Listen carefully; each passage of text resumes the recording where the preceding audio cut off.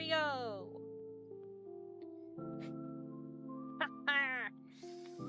I also realized I never checked my chat box before the stream started. I'm doing great. I'm doing amazing, sweeties. And now my mic sounds like it's too low.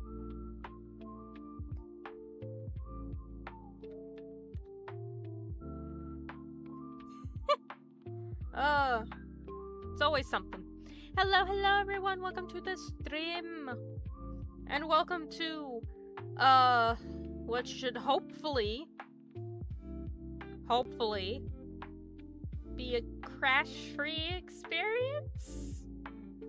Yay, the chat works! Alright, we're already a step up from last time. The chat works. We're already doing amazing. By God. I have had a miniature war with my computer for the past 2 days. So, as y'all will recall, my computer well, we'll see. It's working for now, but we'll see. But anyway, as y'all know, my computer did a good crash the past couple streams, particularly the last 2 streams. I want to say it's crashed. It was nice for one, and then it also crashed on the one before that, I'm pretty sure. So that was fun. Especially the very last stream that I did, because that was 5 hours, which is very long for me, and it crashed 20 minutes from the end of the quest. So if anyone's wondering why the Nod-Krai prelude VOD is not gonna be up by the end of today, it is because my ass needs to put all 3 parts, so the one 4 hours and 45-minute one, where everything was great, and then the 8 minutes where I was struggling, and then the last, 20 minutes where I actually finished the quest. I have to shove all those together so I can upload it as one part. Because that's gonna be, one VOD. Which is gonna take forever, because that means I have to render about 5.5 hour long video. Maybe 5 hours, 15 minutes. And then I also have to upload that to YouTube. So that's gonna take a fucking eternity. But, long story short, I've been trying to figure out why the computer has been crashing. What's causing it? And, the answer is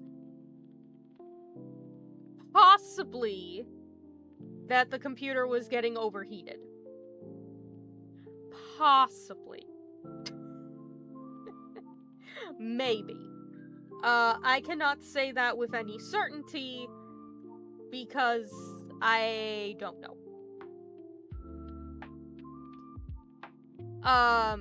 Now I assume that was the thing because first off, overheating issues just cause problems generally.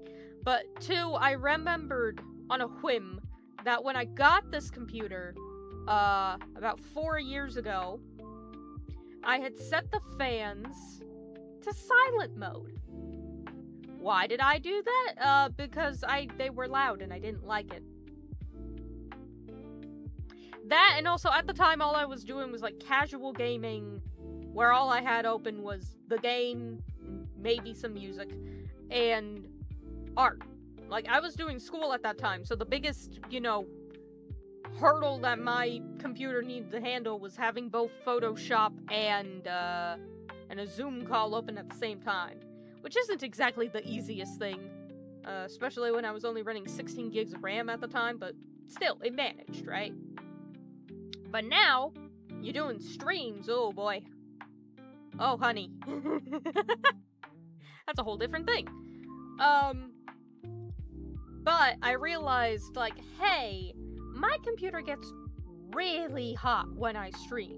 Like, to the point where I can feel it. Like, I start sweating sitting in the seat just because it's so next to me. I can feel it radiating. And so I very quickly, before I changed anything, looked at Task Manager, which I actually have open in front of me right now just to check something. Before I changed any settings, and it seemed like my GPU, because that's the only temperature gauge I have, was... Damn, Streamlabs, you're already working? That's timer set for 45 minutes. What the fuck? I'm not complaining. What the fuck? I guess Streamlabs realized, like, hey, if it isn't a heat issue, you're gonna have to replace something, and that's gonna cost you money. Buy her shit, so that she can afford new computer components, in case overheating isn't the only issue. Oh, that's funny. But anyway, so I would, like, touch the side of my computer, and the whole side panel was hot. I'm touching it now, and it's, at least in the center, pretty cool. Where the... I'm gonna duck down for a bit, but where the CPU is a little warmer, and then directly behind it, I'm hitting a table, in the corner is like the hottest spot on my computer. And I can tell you, from experience of just touching my computer, it's cooler than it's ever been in that one section, which is good. So I feel like maybe it was an overheat thing. So I changed the fans from, silent to standard. So they're not even the strongest that they could be. Alright? But they're, like, normal now. They're working as intended. And that already dropped the degrees a little bit. So the GPU on the silent, seemed to be... Yes, please. Please. Please, stream gods.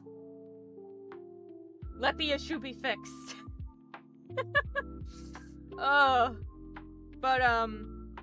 It seemed like the GPU was originally idling at like 51 degrees, which is Then I changed the fan settings and it seemed like it was then idling at about 47 degrees. And then today, a couple hours ago, my dad and I, yoinked the entire PC, took it outside, and blasted it to hell and back with an air compressor. I lied, we were very gentle about it. You have to be, there's components in there. Just by the way, for anyone who does not know, if you're ever going to take air to your computer to blast out a bunch of the dust, be very, very careful to not spin the blades of any of the fans too much. Because if the fan blades spin quick enough, even while the thing is off, you know, it's still connected to your battery, and it can create its own voltage. So don't let them spin too much. Did we do that? No, we avoided it, because my dad warned me about that, but, like, that's something to keep note of. Anyway. But anywho,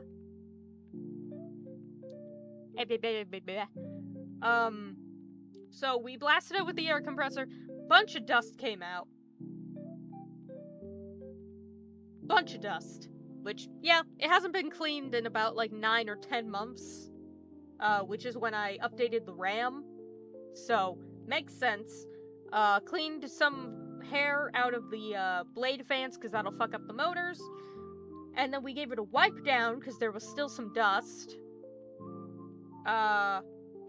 And then we blasted it with the air compressor again to get rid of any loose stuff. So, it is as clean as it's gonna get. Is it clean? Better than it was before. there were certain spots we just couldn't reach. So, for example, the fan, for the...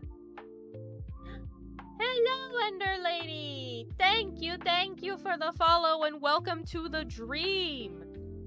I hope you enjoy my, my pre-game explanation of, computer malfunctions.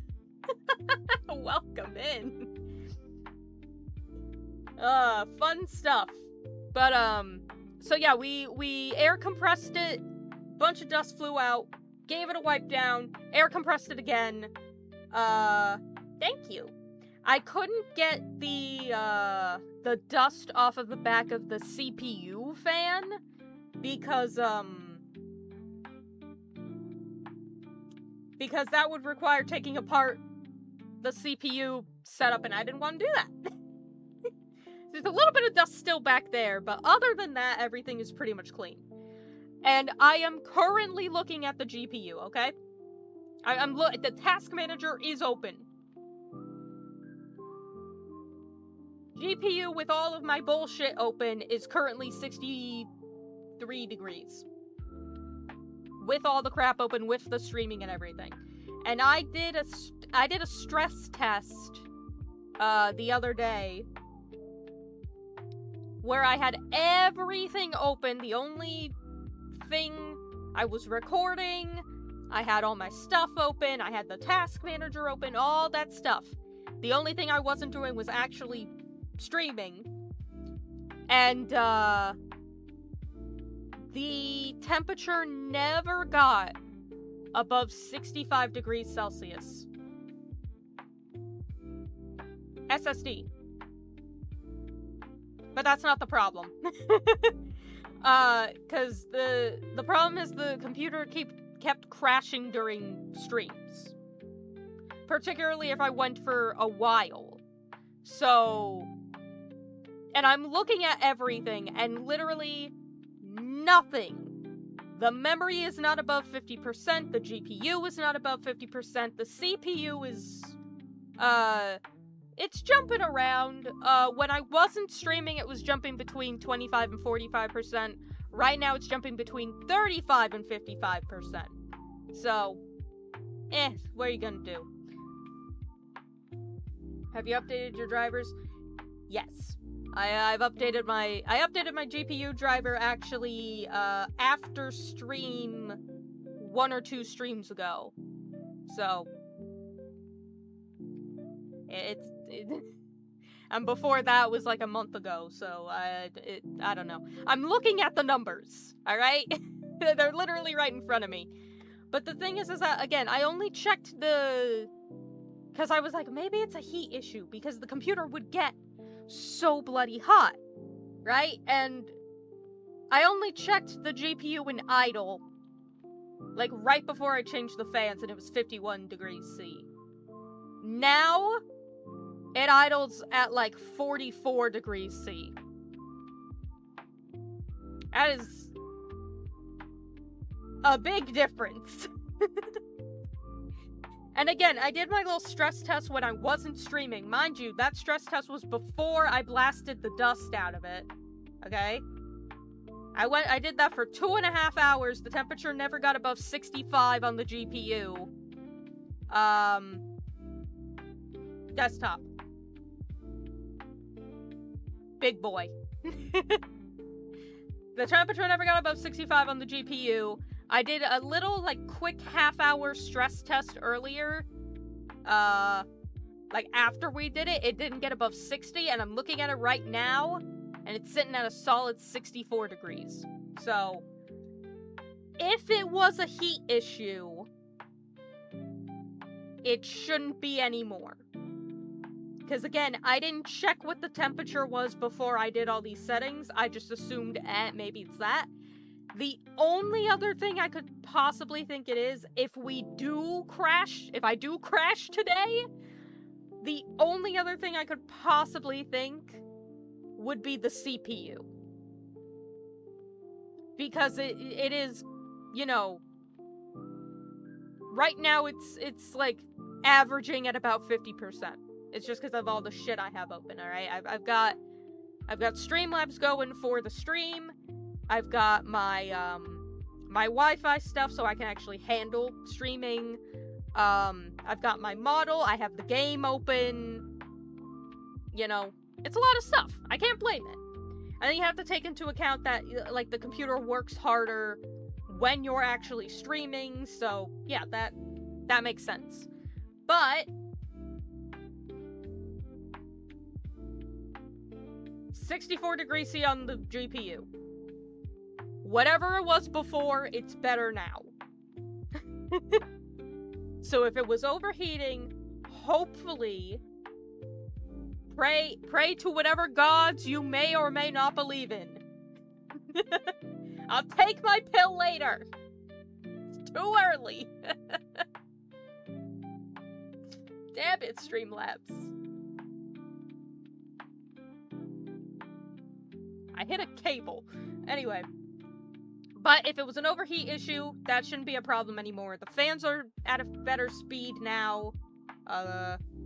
And there's no dust. Like, honestly, taking off the dust alone brought down the temperature by at least 2, if not 3 degrees C. So, we should be fine. If I do crash, my only thought would be stress on the CPU. But again, I'm looking at it. And the thing about the CPU is that it always jumps around because, you know, a lot of processes are going on, different programs take different amounts of power at different times. So it's hopping around, but I'm not seeing it go above, like, 65. Again, it's jumping around. Okay, I saw a very quick 83, but then it went right back down to 57. So, like, that's the only thing I could possibly think of if I crash. But we hope that doesn't happen, because now the CPU should be running better, because it's not going to get as hot, because I fixed things. Maybe more fans? I could throw another fan in there, I guess, but I mean, I don't know. Because that's my only thing, right? The temperature for the GPU right now is 64. It has not gone higher than that. I'm literally staring at it right now. And I have all of this shit open. Right? So, temperature-wise, I know I'm good because I've brought down the whole temperature by like 5 to 10 degrees Celsius. Something being overclocked?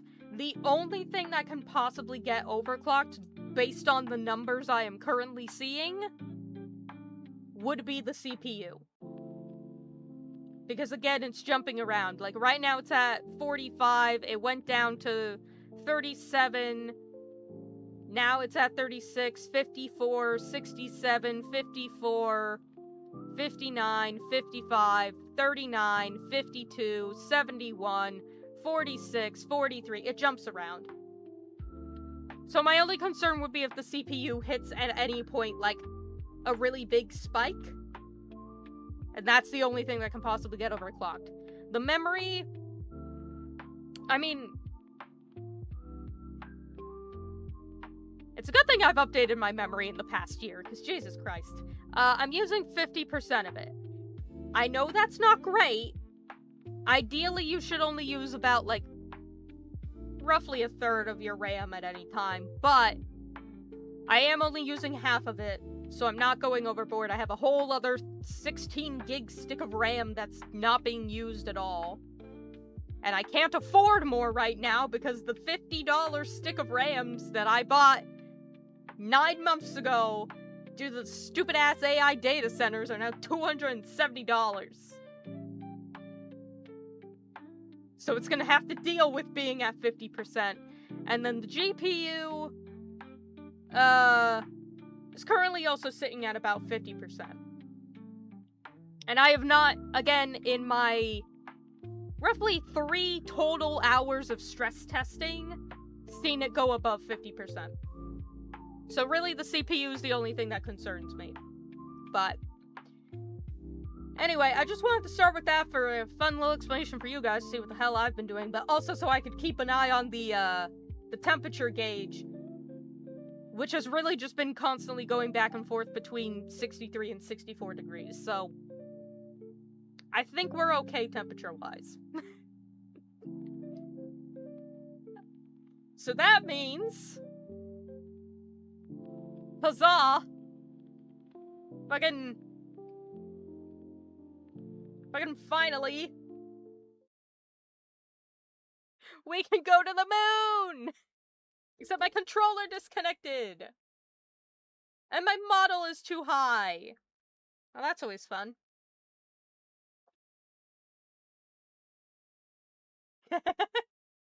My model was looking too high. You know, as one does. There we go. Alright. Reconnect. There we are. Okay, now we can go to the moon! But yeah, no, I was sitting here wondering what it could be. Like, my storage isn't a problem. I keep an eye on that after every single stream, because I need to make sure I don't run out of it for all my recordings. And I offload, after about every 2 streams onto an external, SSD drive, just to hold all, like, the VODs and recordings and stuff. I've updated the drivers. You know, I'm checking the numbers. The only thing going above 50% at any point is the CPU, which again keeps varying. And then the biggest thing was just like, maybe get too hot. Which, granted, is a big concern you have to worry about when it comes to the CPU. Called WizTree, and I found old files I didn't need anymore. Might have someone to help you with it. That's who helped you before. Old files... I mean, I do have a thing that already cleans up some files, but... I'll look into it. I'll write that down. Thank you. WizTree. But yeah, for me, files aren't an issue. It's... I believe I've narrowed it down that the issue is either 1, heat, or 2, the CPU, which could also theoretically be heat, because the CPU has its own fan that, remember, I didn't get the dust off of the back of, because that would require disassembling the thing. And 2, CPUs get attached with thermal paste on the bottom, and that thermal paste can wear out over time. And if it wears out, the thermal paste is the thing that, like, helps keep it regulated. So if that wears out, then it also overheats. So that if there's a heat issue, it's like double the problem for a CPU. But alternatively, it could just be because your CPU is not strong enough. Which makes sense for me, because mine's like, I want to say about 4 years old at this point. That's how old the computer is. I want to say. CPU might be 5 years old, maybe? So, again, I'd love to replace some stuff. I'd love to get me a little bit more RAM, and maybe update the CPU, but can I afford that shit? No, so we hope and pray. Yeah, it's a whole conundrum. So we hope and pray that it's an overheating issue, and that I fixed it. Because if it's not... Oh shit, I need to record. I need to remember to press the record button. Okay, now that I've been in the game for a second, let me just pull up the thing. Press the computer gods, please. See, it's funny, because now the temperature for the GPU actually went down to 57 degrees. So yeah, the fans are working way better. So, yeah, memory's still at 50. GPU's sitting at about 40-something%. At around 60-ish degrees. And then the CPU's the one that's doing the jump around. So I'm like, pretty much just pray for the CPU. Pray for the heat of the whole thing and the CPU. Aha, Neffa.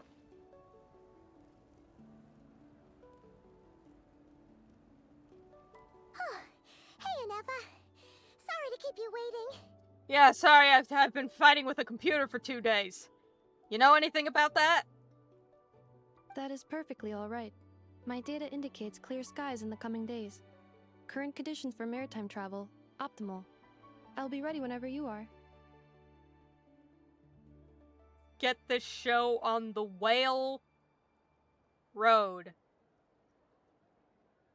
Oh, Lumine! I love how she's started to just become such a pun demon. such a little joke gremlin. Hello, Ribbons. I think the computer is fixed. Maybe. We pray. I really hope it doesn't crash. I'm gonna be so upset if it crashes. Because I honestly think if it crashes, that means the CPU would be the problem. I'm putting, like... I keep, you know, touching the side of the computer to check the temperature. It's way cooler than it used to be. But it's still warm where the motherboard is, and it concerns me. But are we really gonna set off without telling anyone again? I mean, that's just how we do shit, but yeah, I mean, it's better when Charlotte isn't on our ass. Love you, Charlotte, but you terrify me. Funny you mention it. You'll never guess who Paimon saw on the way over. Hey! You didn't seriously think we'd let you leave without a farewell party, did you? No chance. They won't let me leave! Yeah, come on, Traveler. We've already made all the preparations. Oh, Katrina, my sweet baby niece. You're precious and I love you, but y'all have already kept me trapped here for a whole other prelude. I wish to go to the moon. And most importantly... A little bird told us you'd soon be leaving for Nod-Krai. So, we asked Paimon to give us a heads up before the date of your departure. She snitched! God fucking damn it. This is why we can't take her places. This is why we can't trust her. You sure it's not time to think about changing that little habit of ours? Don't worry, we won't keep you long. Besides, everyone's there already. Chaska, Ian-san, Auroron, even the Pyro Archon herself. You're invited too, Anefa. Shilonen has a special gift for you. Well, I guess I'm forced to go due to societal conventions. Hate it when that happens. Accompaniment request accepted.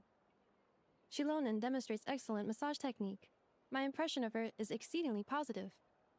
Wait, so robots like massages too? Or is it just that Shilonen really knows how you're wired? Alright, enough with the chit-chat. Let's head to the venue. Woohoo! Party time!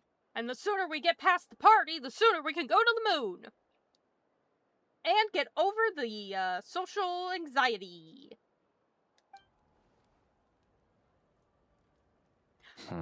Oh no, it's a Fatua man.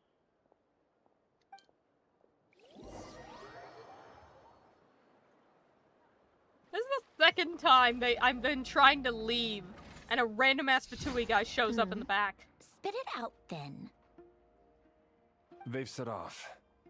Oh shit, is that, Cian, just due to the shadow I saw on the floor. Is that Ciandrome? Just as my calculations projected. About time I met this variable in person. Yes, yes, it is. Oh, it had to load. It had to load. You know, every time we head to a new nation, there's always a point where it suddenly dawns on Paimon. This is it. The next chapter of our adventure has begun. This time, it was the moment she realized she just polished off the very last of her Saurus crackers. Should have stocked up better at the farewell party. Damn it, Paimon. In other words, Paimon has marked the geographic coordinates from 2 minutes and 40 seconds ago as the boundary between Natlan and Nod-Krai. This deviates somewhat from the official coordinates stored in my database. Fair enough. Paimon meant more in terms of how it felt on a psychological level. Anyway, what about you, Traveler? When did it really sink in for you? Huh, that actually kind of makes I didn't sense. even hit a button. What about you, Anefa? Come to think of it, maybe we should be asking the other way around. So, when you came over to Natlan, what was the moment you felt like you'd left Nod-Krai? In that case, I'm not probably hitting when any my sensors could buttons. no longer detect the moon's power. The moon? You mean, that one we can all see in the sky? Negative. I was referring to... Huh? Here we are. Paimon, Traveler, we have arrived in Nod-Krai. Oh, wow! It's just going. I'm not. My hands are off the controller. Paimon, Traveler, welcome to Nod-Krai.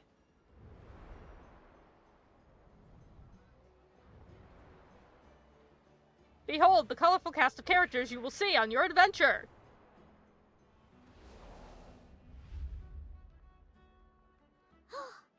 That must be Nasha Town up ahead!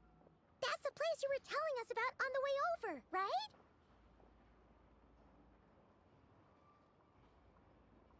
Okay, now I'm allowed to hit the buttons.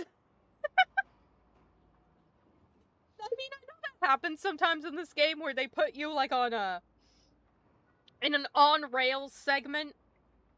Because they want to, like, show you something. So, like, this happened in Fontaine on the water bus when we were talking with, like, Linny, Lynette, and Charlotte. And it was, like, going into the court of Fontaine. That one makes sense, because they want to show you the area, and it's actually, like, a bus, you know, on the water that transport you from here to here. It has to take a certain amount of time. That I get. For some reason, they were like, we gotta move!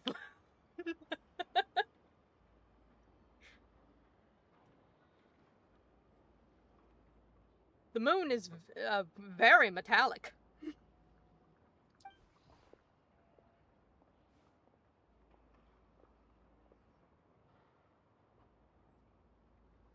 You enjoying the floor there, Lumi? That is correct, Paimon. It is also the most bustling commercial hub in all of Nod-Krai.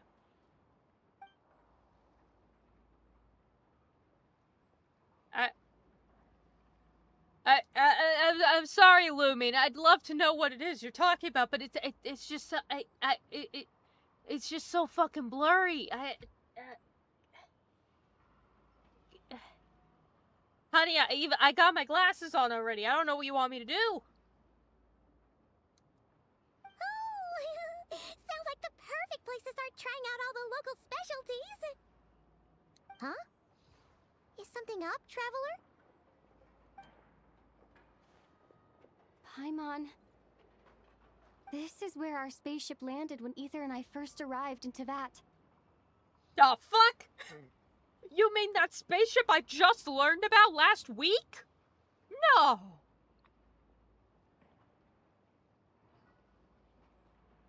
No, like really, what the fuck? It would crash land in Nod-Krai. Damn. Alright. Huh? Are you sure? But how come you've never mentioned that before? Seems pretty important to Paimon. Also, that's quite the distance. If you consider the fact that Lumine I think, woke up on the shores of Mondstadt?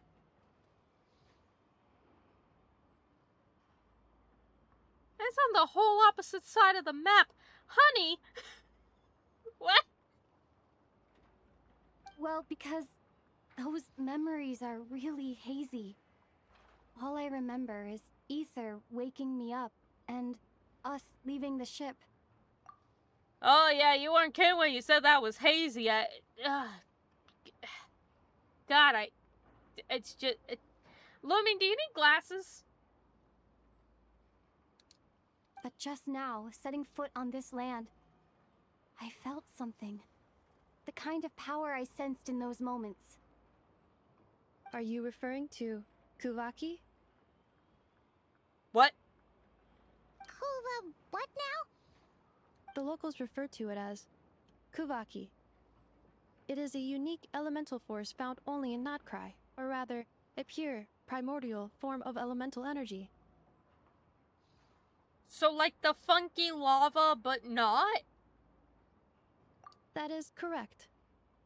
Another similar concept I have found in my database is the primordial sea. Oh god, not again! No! You keep that bitch-ass ocean away from me! Oh, I'm not... Oh. I had my fill of that, thank you very much. Legend has it that long, long ago, the moon that shines in the sky above us once rose from the land of Nod-Krai. Modern geological surveys and meteorite studies conducted in the region have since supported this claim. You know, I was joking when I said we were going to the moon, but, like, we are literally going to... This is the land where the moon spawned. This was the spawn point of the moon. Welcome to the moon. So, when you mentioned being able to detect the moon's power earlier, you were referring to Kuvaki?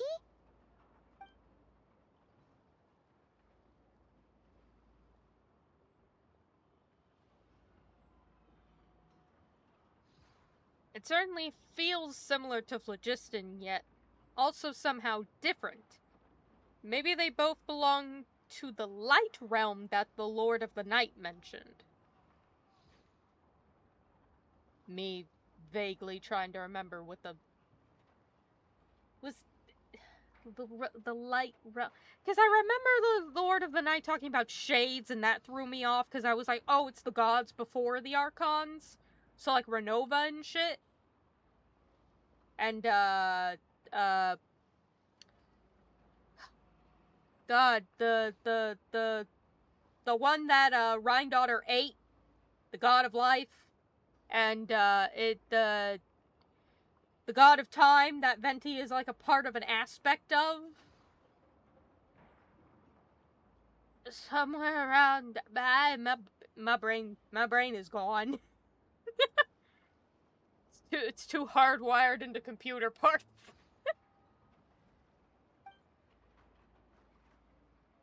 Feel this feeling, there's no doubt about it. It's the same power I felt the first time I set foot into that. We're getting so much Lumine lore. Wait, Traveler, you're saying we might actually find your spaceship here? Do you still remember where it landed? Okay, we're going on a spaceship hunt, everybody. Welcome to the spaceship hunt. Let's go to a beach. Nod-Krai is surrounded by the ocean. In other words, it could have been anywhere along its coastline. Beach with a mountain. Negative. Description still lacks sufficient detail to pinpoint target location. Lumen, you need to remember better. Hey, it's okay if you can't remember everything right away. After all, it's been a really long time. Let's just do what we've always done, and keep searching as we explore. Besides, what have you got to fear with your sidekick Paimon still here? It also means wherever we find it, that's where Aether ran to during the Cataclysm. When, the one lady, the simp, handed him the key. And he dipped out of, Conria. I'd be more than happy to help you out as well.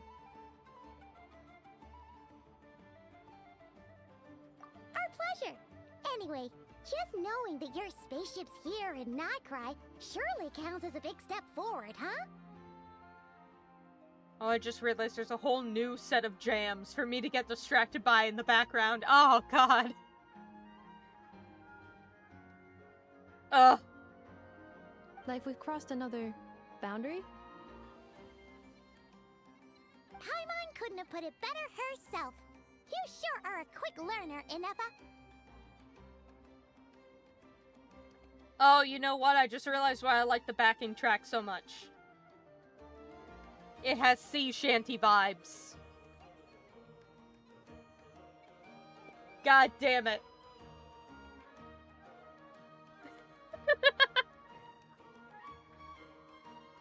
Alright, y'all are gonna lose me real fast.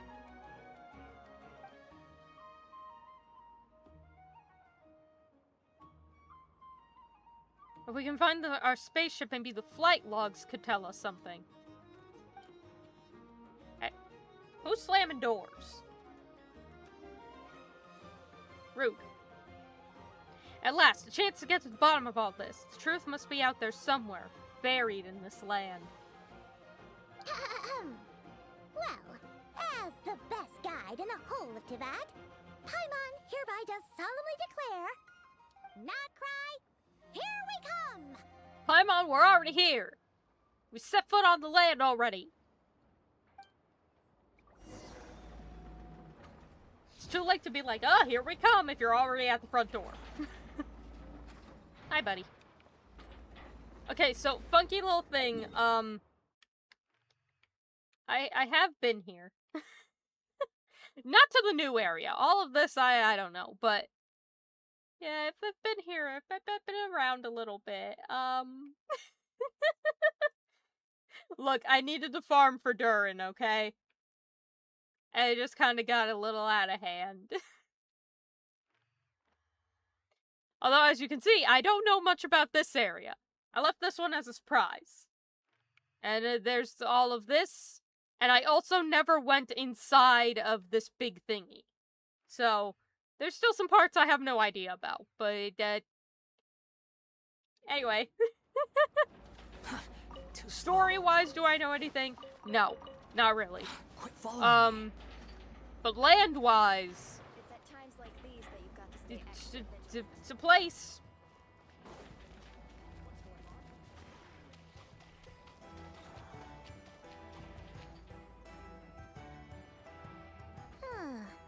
It just occurred to Paimon, if we were looking to put out a missing spaceship commission, or to learn more about Nod-Krai, wouldn't it make sense to drop by the Adventurers Guild? The guild is located in Nasha Town. Simply follow this road, and you'll reach it. Time for Catherine number... Most likely with...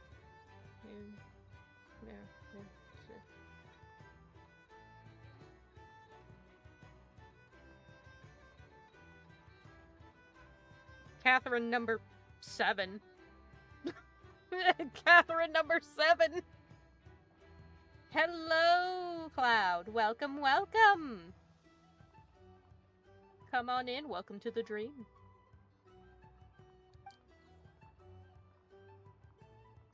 It's over there, Paimon.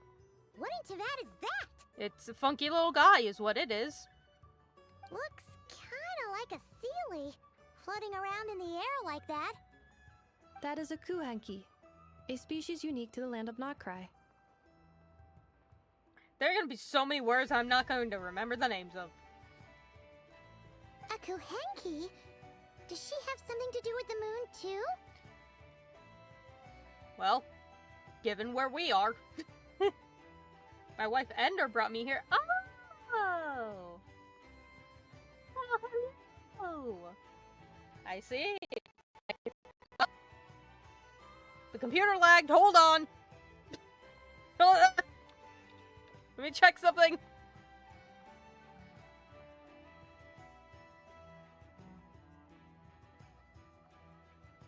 Nope. Everything's exactly the same. The temperature is still 65. I don't... Oh, computer. Anyway, hi, welcome in. Sorry, my computer lagged for 2 seconds and I panicked. I've been fighting with stream crashes lately, so, I assumed it was an overheating issue. I've been trying to mitigate that. Now I'm, like, constantly checking everything. But, yay, welcome in! Thank you for coming, and thank you, Ender, for bringing in more people. I appreciate it. I hope you all are doing good today. Indeed it does. According to the Frostmoon Scions, the indigenous inhabitants of this land, the Kuhenki, are said to be familiars of the moon goddess, leading those who walk in the moonlight's glow to things of great importance. Thank you for the info, Nefa. And thank you for the follow! Thank you, welcome to the dream! What element do you specialize? Animo. I base pretty much everything around Animo. I love my short Animo boys.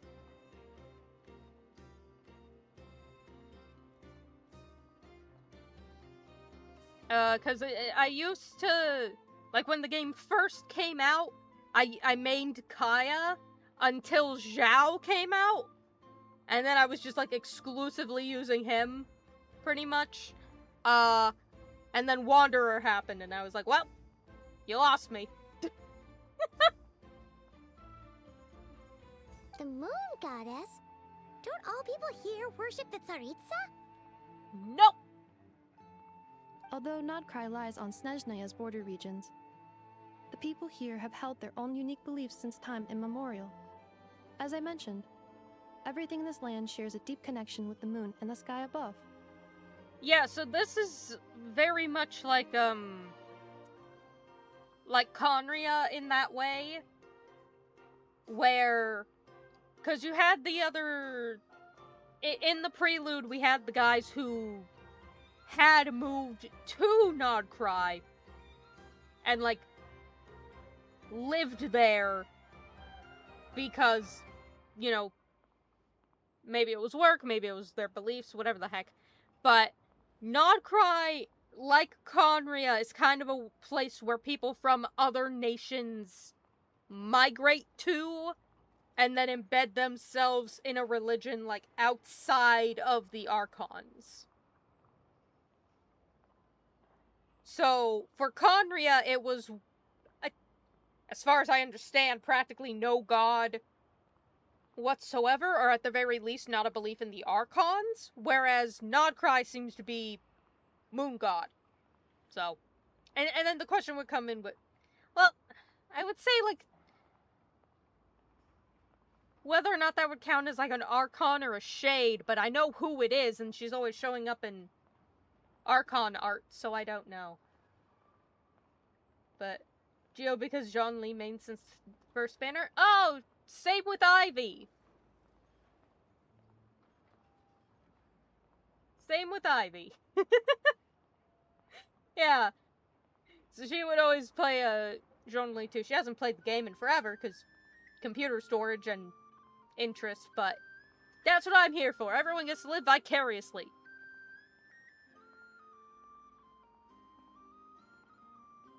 The beliefs of the Frostmoon Scions seem to date back to the civilization of the angels. According to the documents in my database, even the 7 Archons did not exist at that time. Prior. Okay. So then I guess I would make her... If she is a god, then would that make her a shade, or are the shades different? I guess it depends on whether or not, like, the heavenly principles are involved, which is a whole other thing I'm still trying to get my head around. But civilization of the angels, which are the Sealies, we know that now because of the Lord of the Night. Ugh. Wow! So the origin of their beliefs goes back even further than the Archon War? Correct. At some point, you may come across some statues of their goddess. The Frost Moon Scions carved these as well. Hey! Looks like she's floating away! Oh, there she goes. We talked too long. I suggest you follow her. The probability of an ordinary person encountering a Kuhenki lies in the single digits. Many here consider them heralds of good fortune.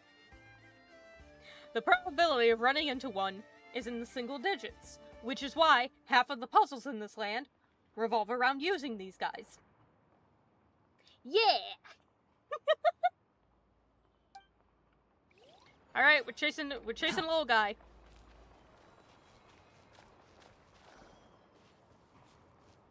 Quit following Oh, me. no, that's just a plant. Never mind. Plant means nothing.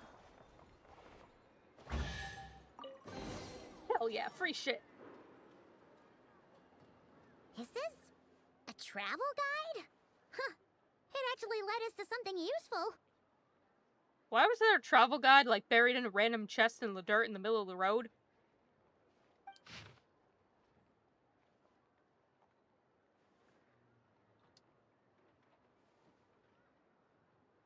What is this propaganda?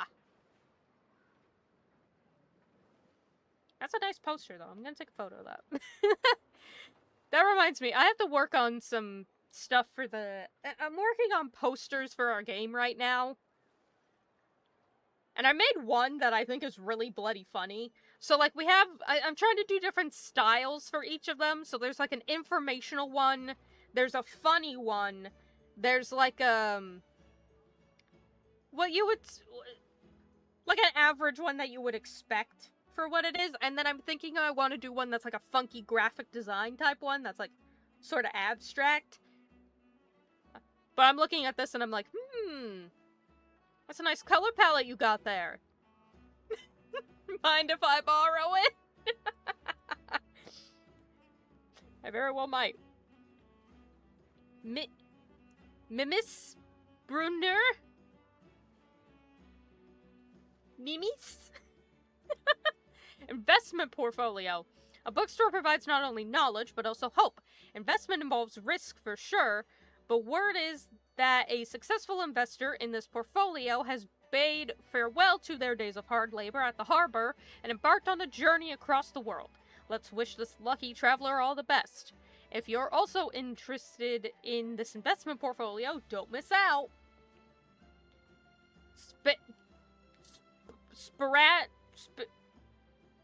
Wheel of Fortune.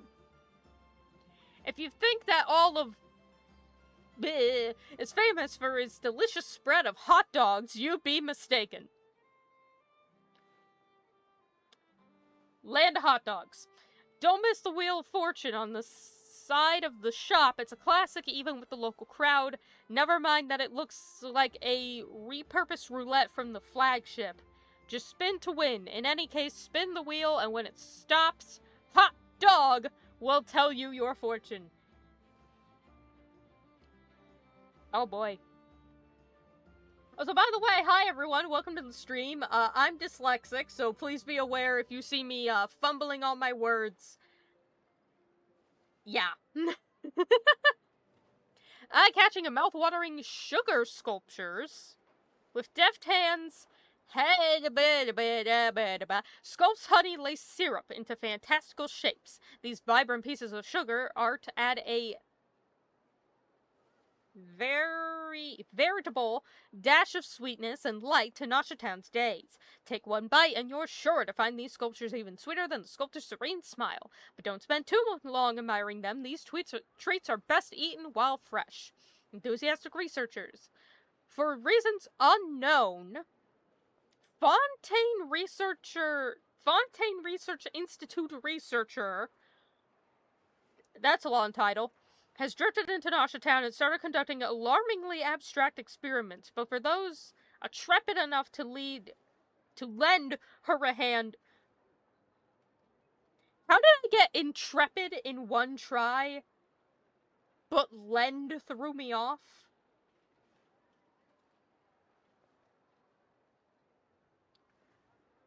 I hate English. With her studies, you might just stumble upon rewards just as unorthodox as her methods. Thanks for the poster. Are there any particular points of interest? There's hot dogs. Oh, it all looks pretty interesting to Paimon. If we have time, she'd love to see, pretty much everything. Recalibrating route. The fucking GPS. If we keep following the current path, we will arrive at an area of scenic beauty. From there, we will be able to identify both the Adventurers Guild and several must-visit specialty stores. Fucking recalibrating. So simple and it kills me. Yikes. Why is Paimon suddenly getting the feeling that if she doesn't step it up soon, Ineva's gonna put her out of a job? Well, she is quieter. Something to consider.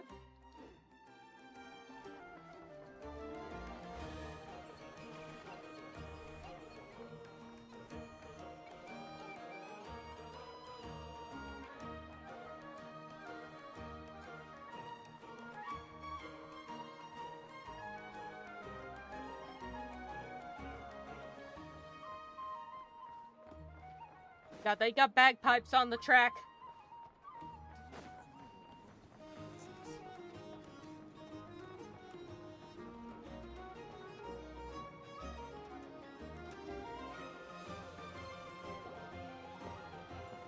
Wow! Nasha Town actually looks pretty big from here. Feels a bit different than Paimon imagined, though. Which aspects in particular deviated from your expectations? It's a lot of metal. Well, Paimon keeps hearing people describe Nod-Krai as an adventurer's paradise. So, she kind of thought it'd be a bit more picture perfect somehow. Well, you have to realize, Paimon, this is where the people actually live and work. There's nature outside of that. It's not all metal. There's grass out there. Somewhere. Go touch it.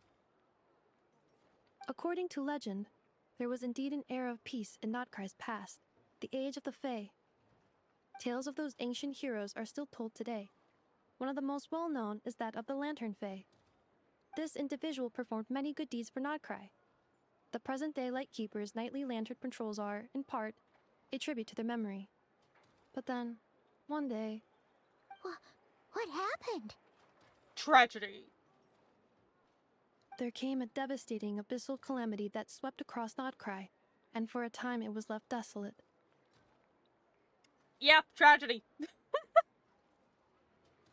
Heartbroken by what had become of the land they had so cherished, that Fae extinguished their light, just as the abyss had extinguished all hope. Nowadays, the paradise people speak of is more of an aspiration, or an irony, perhaps. An irony? They don't need any more of that. This place has got enough iron on its own. Today, no official authority governs Nod-Krai. In theory, at least, it is somewhere a person can do whatever they wish, and become whoever they want to be. Ah. The land of the lawless. The Adventurers Guild is just over there, in Nasha Town's Central Plaza, and the flagship tavern is over that way. Go down into this hole. It's cool down there. Hey, what's that building over there? You know, the biggest, tallest one. That is Aino's Blast Kuvaki energy cannon. It gets activated when the wild hunt threat level outside Nasha Town reaches a certain threshold.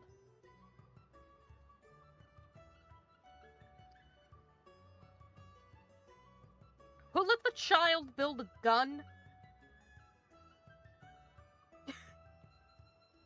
This is the equivalent of letting a small child build the fucking, like, gun containment facility in Subnautica.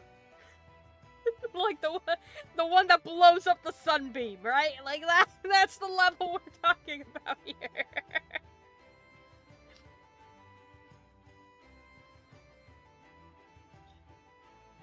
What is it with children and explosives? But according to the scan I just ran, the energy cannon appears to be malfunctioning, likely due to a recent discharge. The Wild Hunt?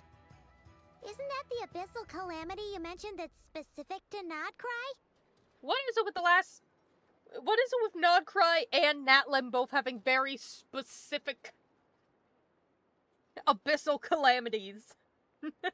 Like, everything else was just like, the calamity of Conria, and then it's like, oh no, Natlan wasn't a part of that. We got our own bullshit, now Nod-Krai's doing their own calamity. It's like, buddy, it's supposed to be a communal thing. Come on, join the party. It is a phenomenon that has been occurring for several centuries now. Yet the time and location of wild hunt attacks are seemingly random.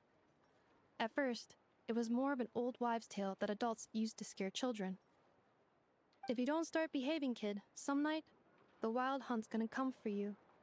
Listen, do you hear that? That weeping in the fog? Those are the cries of a young woman being dragged away. You know, stories like this have such a different... You'll realize how much the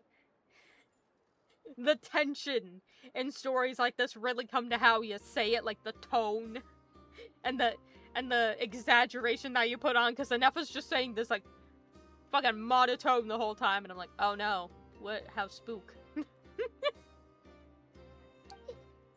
saying people actually hear things like that? Paimon, that should not have that level of reaction. That was the most monotone delivery.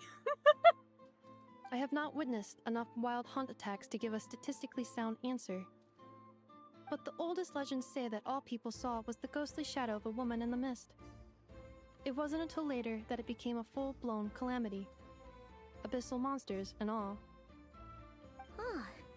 When you put it like that, Paimon's really gotta hand it to Aino. Not only did she repair you, but she's even built a giant cannon to keep the wild hunt at bay. Absolutely. Aino is very impressive indeed. Anyway, according to my schedule, it is time I took you over to the flagship. Oh, sure. After all, we shouldn't keep Barca waiting. Well, Paimon's not sure if he'll actually show up at the bar this early. I completely forgot that we had to go meet Barca.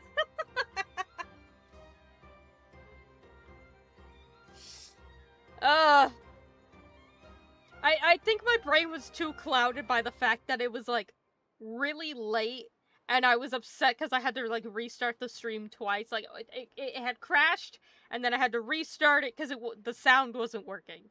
So I think my brain just completely glossed over the ending of, like, hey, let's go and meet Barca at the thing. It's like, hey. You're insane, Ribbons! Thank you!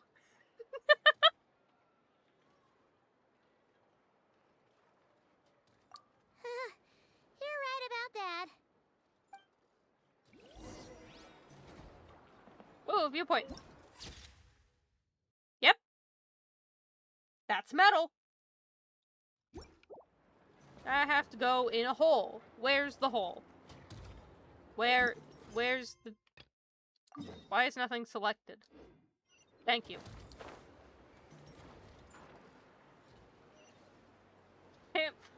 Can't find shit in this house. Huh. Isn't this the Adventurers Guild? Why isn't anyone here? Does that mean that Catherine and Nod-Krai actually gets to clock out? Anyway, let's come back later. But... I get... Oh, come on, I can jump that.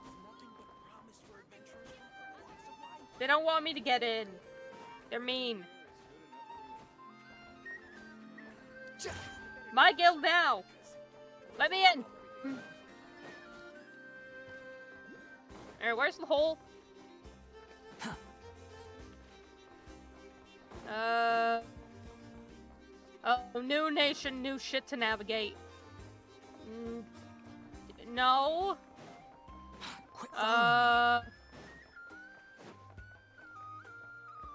Is it this? Oh, this was the hole.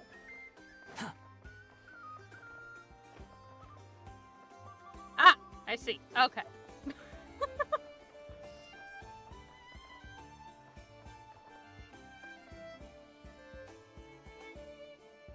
sign can't stop me because I can't read.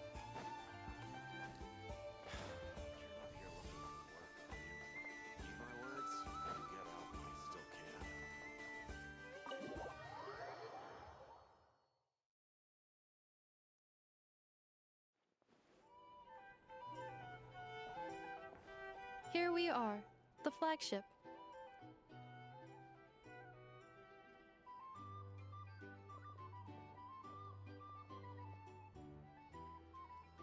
You really are gonna lose me to the tunes. Varka told us to meet him here in his letter, right? Let's see. Varka? Varka!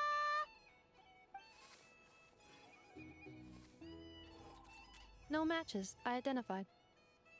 Well, I guess it is too early to drink. Huh. So he isn't here after all. Oh, guess we never did actually say we'd be arriving today. Hey, why don't we go ask the owner? If what they say is true, Varka's drinking prowess must have left quite the impression. This is one thing that bothers me in this place. Whenever someone's like, oh, let's go meet in like 2 days, they never say what time. Like, the game will tell me what time. Like, it'll give me a rough estimate at the time of day to get there. But it never gives me, like, a specific... Or a character will say, let's go meet over here.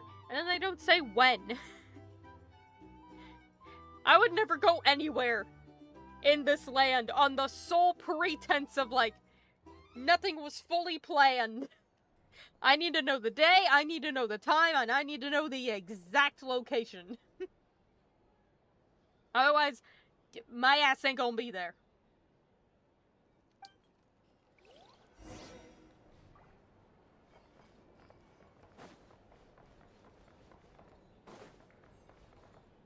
Hello, Fatui man.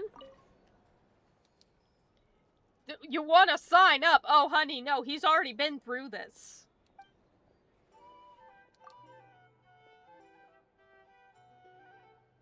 For a job where you can complete our commissions.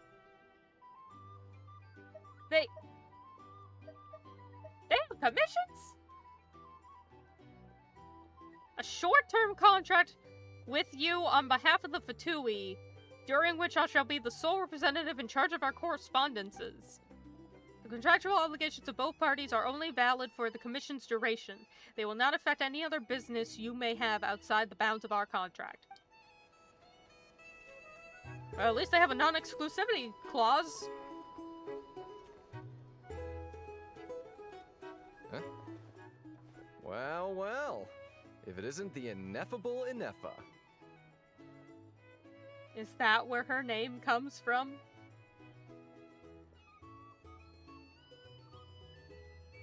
Alrighty then. Hello there, Demyon. You know each other? Of course. Ineffa's a regular here at the flagship. So, robots are into booze too? Not at all. The energy conversion efficiency of alcoholic drinks is very low, and most of them are full of impurities. Still, I can affirm that your berries and fried meat deserve a solid 9.12 out of 10. It has Aino's approval too. If you want a very specific star rating, you go ask Ineffa. Funny that you should mention that. While you were away in Natlan, Varka would come in here every day to pick up a serving of berries and fried meat for Aino. Aww. He must have been worried sick that she wasn't eating properly on account of being so hung up about Ineffa being gone. Actually it's 'cause Varka found out that Aino went wild after Ineffa left, gorging herself on snacks she normally couldn't get her hands on. So it was more worry that she wasn't getting a balanced diet. Who left this child unattended? Who left this child unattended? Look what you hath wrought! Is that why she needs a maid? So that she can actually manage in life? Oh. I think I might have just put my foot in it. Anyway, since you're back from Natlan, these two must be the ones Varka mentioned. The Traveler and Paimon, yes? Yep, that's us. So, from the sounds of it, you must be a close friend of Varka's too. Varka? Goes without saying. After all, he's the only one around here who's ever managed to stay standing after 10 rounds of the roulette special. Paimon can't believe he's made such a name for himself. Though, guess it's hardly surprising how. I mean, he is from Mondstadt. What do you want? Right now? Must be somewhere near Amsvartnir. That's quite far from here. I'm not gonna remember any of these names. I can't remember any of these names. Oh no.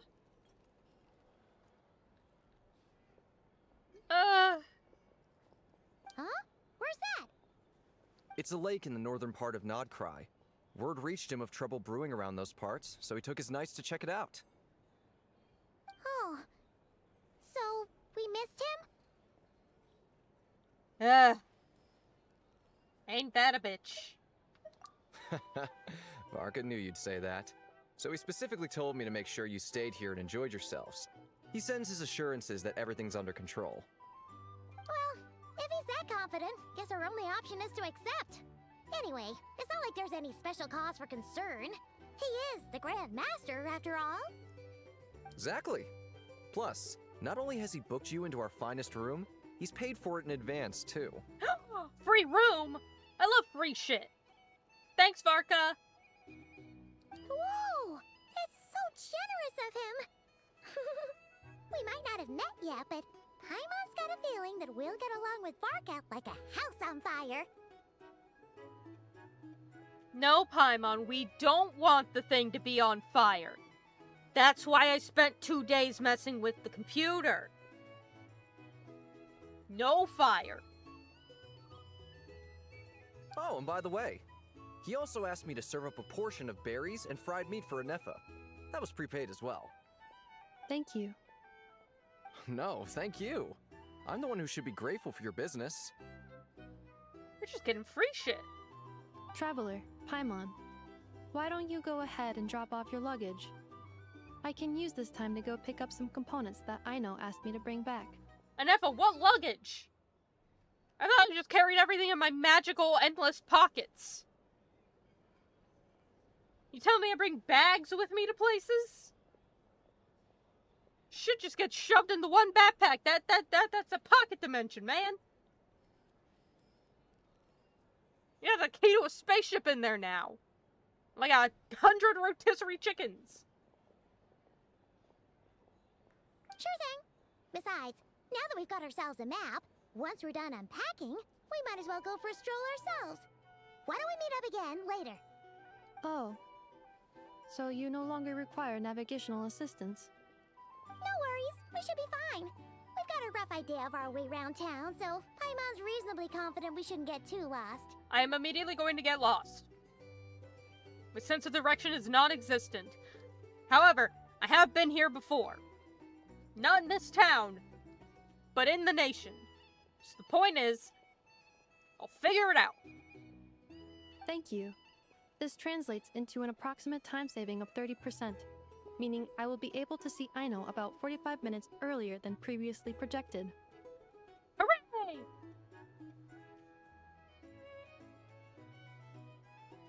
What is this? Oh, that's just a notification for somebody else. Okay. Me being confused. How are we doing? Oh, we reached 65 degrees Celsius. And that's it. We've reached 65 degrees Celsius. GPU is fine. Memory's actually at 45 instead of 50, which is good. And the CPU is still doing its wibbly wobbly all over the place, but seems to have chilled out a little bit. Again, if anything crashes, I don't know anymore. Oh, right. You must miss her a lot, too. In that case, we better get a move on.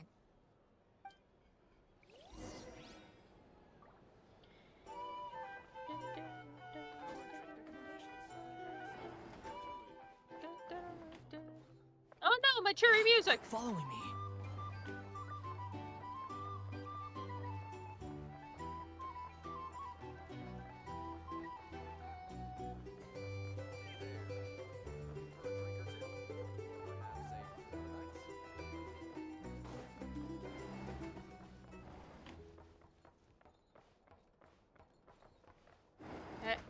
Yay.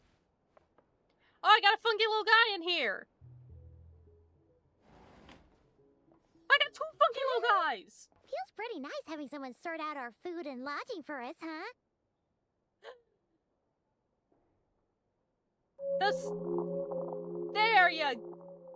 There you go, buddy. You can load. Hello, Paradox. Thank you for the raid. I hope your stream went well. Welcome in. But is this really the flagship's best room? It's pretty big, make no mistake, but it looks a little worn out, right? Though, to be perfectly honest, that feels right at home with everything else we've seen of Nasha Town. Look, man, this place is just, it's trying its best. It's all metal. It's just solid metal. They're trying to damnedest, Welcome, welcome, Shadows. Come on in.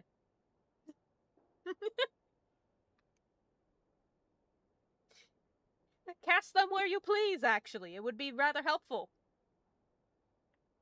Makes it darker around here. Makes it easier for people to sleep. Did some Honkai and then got spooked in Repo. Neat. Yeah, see, I'm just so behind in Honkai. I'm like, whatever. I'll play it eventually. I'm playing Genshin. I'd also love to try Repo one day, but I keep not doing that. Oh well. It seems fun, though. You mean it's got something to do with Nod-Krai's history? Oh, that makes sense. But what exactly was this calamity? Apparently it's different than the, cataclysm, I guess, but I don't know. Free bread!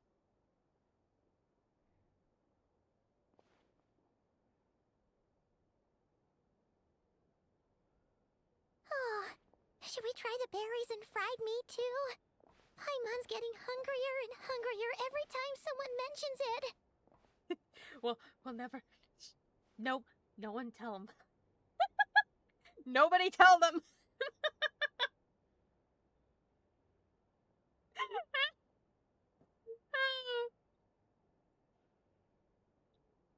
Because it's like, oh, we should try the berries and the fried meat. Honey, why should we do that? We have, like, piles of free bread in this room. And a whole man! Oh, sorry about that. Paimon wasn't watching where she was going. A whole cool-ass man just showed up. Please, there's no need to apologize. If anything, I'm the one who should be sorry. Clearly, I shouldn't have gotten lost in my thoughts in the middle of a hallway. Wait a sec. Are you staying in the room next to ours? Ah, quite the perceptive one, I see. First things first, allow me to introduce myself. My name is Kirill Chudamirovich Flintz, but please, just call me Flintz. That is a long name, sir. Hi, Flintz.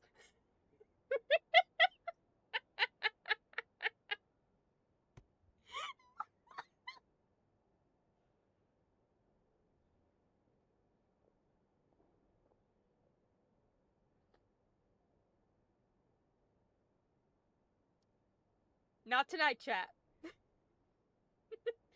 We gotta get through all the rotisserie chickens first. It'll go great with the free bread.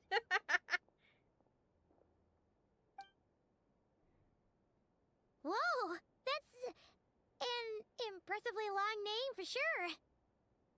Ah, is that so? names like mine ought to have been fairly common in Snezhnaya, at least in the past. Would I be correct then to assume that the two of you are travelers in this land? Yes. Also, I feel like we've run into a couple of people who have had semi-long names, but I've just forgotten them.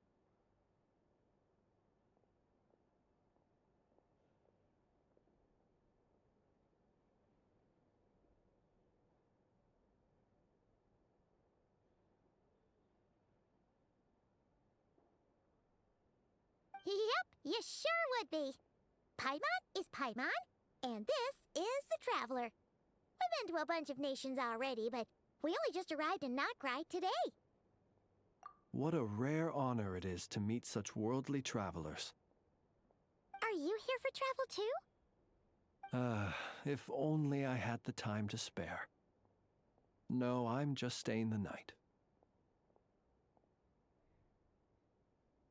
Oh, so you're here for business? That's certainly one way to put it. I'm a Ratnik of Nod-Krai, normally stationed near the burial grounds to the north. My sole cause for being here today was to repair this lantern of mine.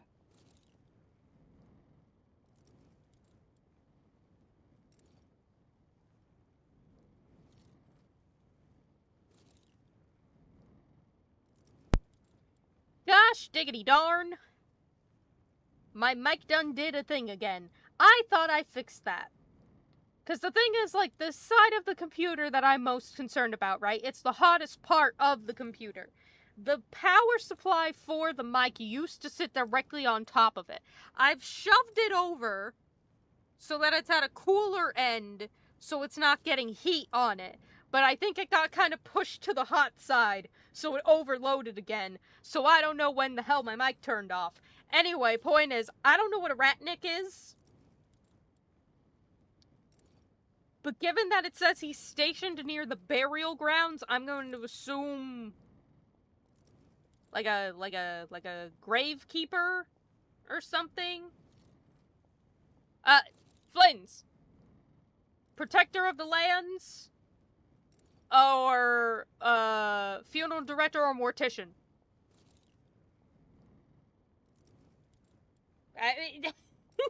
Like, are you the graveskeeper, the funeral director, or the mortician? The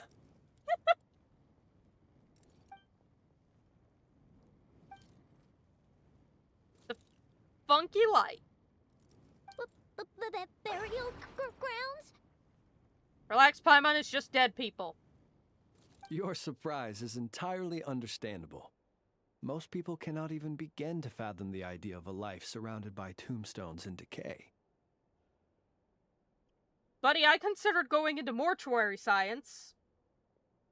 This means nothing to me. But if you've heard of the calamitous abomination that is the Wild Hunt, you'll know that in their wake they bring a host of souls tainted by abyssal filth. That then is why we are stationed by the burial grounds, to hold the line where it is most vulnerable. Alright, fair enough. Anyway, it's just dead people. Oh, so it's all about fighting against the abyss. Oh, sounds like a tough job. I thank you for your concern. But in truth, I've long since grown used to it. In fact, I like to think it rather suits me. If anything, I'd say I prefer the peace and quiet of a graveyard to the hustle and bustle of urban life. Thank you! God, finally! Someone who understands. Literally. Alright, look, I know I went into art. Alright, I know I'm an art major. I know I'm doing game dev art shit. But, like, one of the main perks about being a mortician, and solely a mortician, not a funeral director, a mortician, okay, is that you don't have to worry about your patients throwing a fit. They're not gonna say shit. You just get the piece of paper that's like, What do I do with the body? Do I cremate it? Do I embalm it? What am I doing? Am I putting a coffin dress on it? What's going on, right? Leave me alone. That's my statement. Like, I don't... Especially... Now, mind you, there's a difference between the quiet of a graveyard and the quiet of, like, a rural area, you know, that's still inhabited by people, but is a lot quieter to urban life, right? I prefer a rural rather than an urban, absolutely, because too much hustle bustle. No. Keep that shit away from me, right? Rural's just fine. But, you know, sometimes you just want to go sometimes you just want to be sitting in the graveyard. Just chill there. Paimon sort of gets it now. But even so, she is still pretty sure she could never get used to living in a graveyard herself. For one thing, she'd be too scared to fall asleep at night. Again, Paimon, it's just dead people. It's just. Oh, I assure you, there's no need to worry on that account. The kind of ghosts you find in cemeteries aren't too big on talking. But even when they do, they're usually far more discreet than the living. Now, it is something to be said that there are canonically ghosts in this world. Alright? I think I've been to the graveyard he is referring to. There is a ghost there. It wants you to cook something. Right? Like, it's vibing. But, like in an actual graveyard, like in our own world. Alright? It's really just a piece of land. Like, you walk around and yeah, there's gravestones, but like, you're just walking around. You're fine. Granted, I know everyone had... I understand that my perspective on these sorts of things is very different than other people. It kind of has to be if you're considering going into any sort of, again, even considering going into any sort of profession that deals with these sorts of things. Even when it comes to, anything in the medical field at all. So even if someone tries to become, like, a doctor or a nurse or anything along those lines, you have to deal with the fact that you will eventually have to deal with death, right? So, it's a different thing when you go into the profession of, like, a funeral director, or a mortician, or a coroner, or a medical examiner, or anything along those lines. Or a graveskeeper, all of those stuff. Because you know for a fact you're going to be dealing with, you know, the aftermath. You gotta have a mindset for that. Which I suppose I do.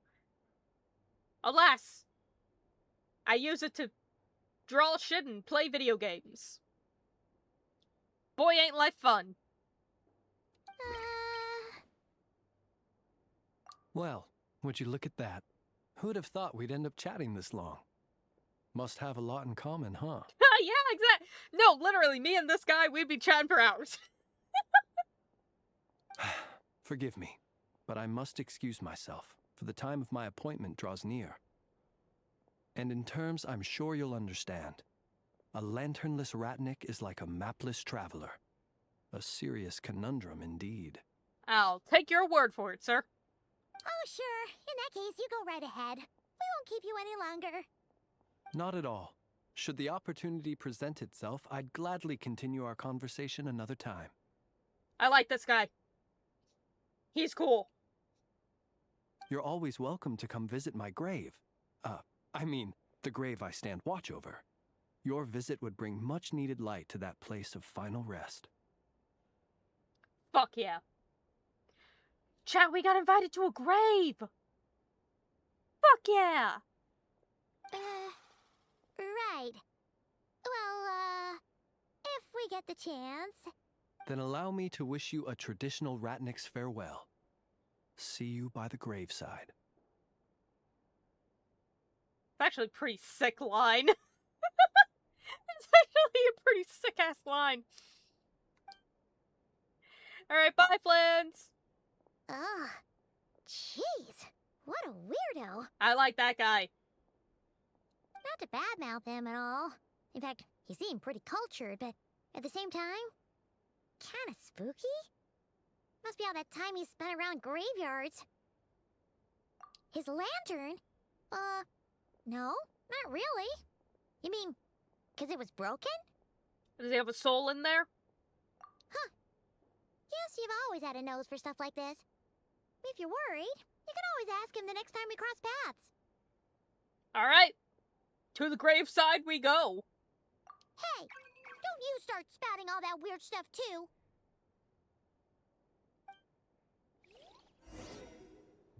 But I wanna... Oh, hello.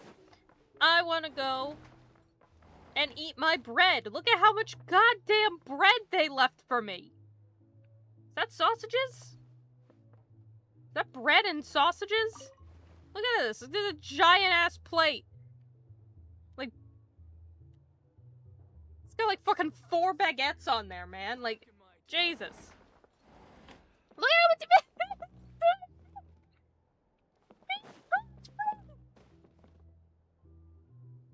I don't need this. Oh, guys, we're eating rotisserie chicken and a shit ton of bread tonight.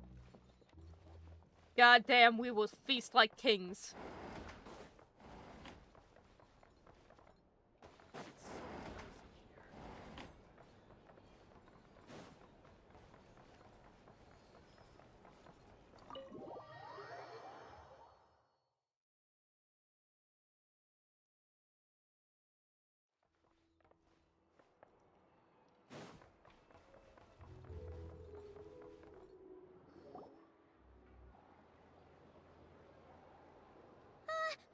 Paimon almost forgot something super important. Were we gonna go try out the berries and fried meat?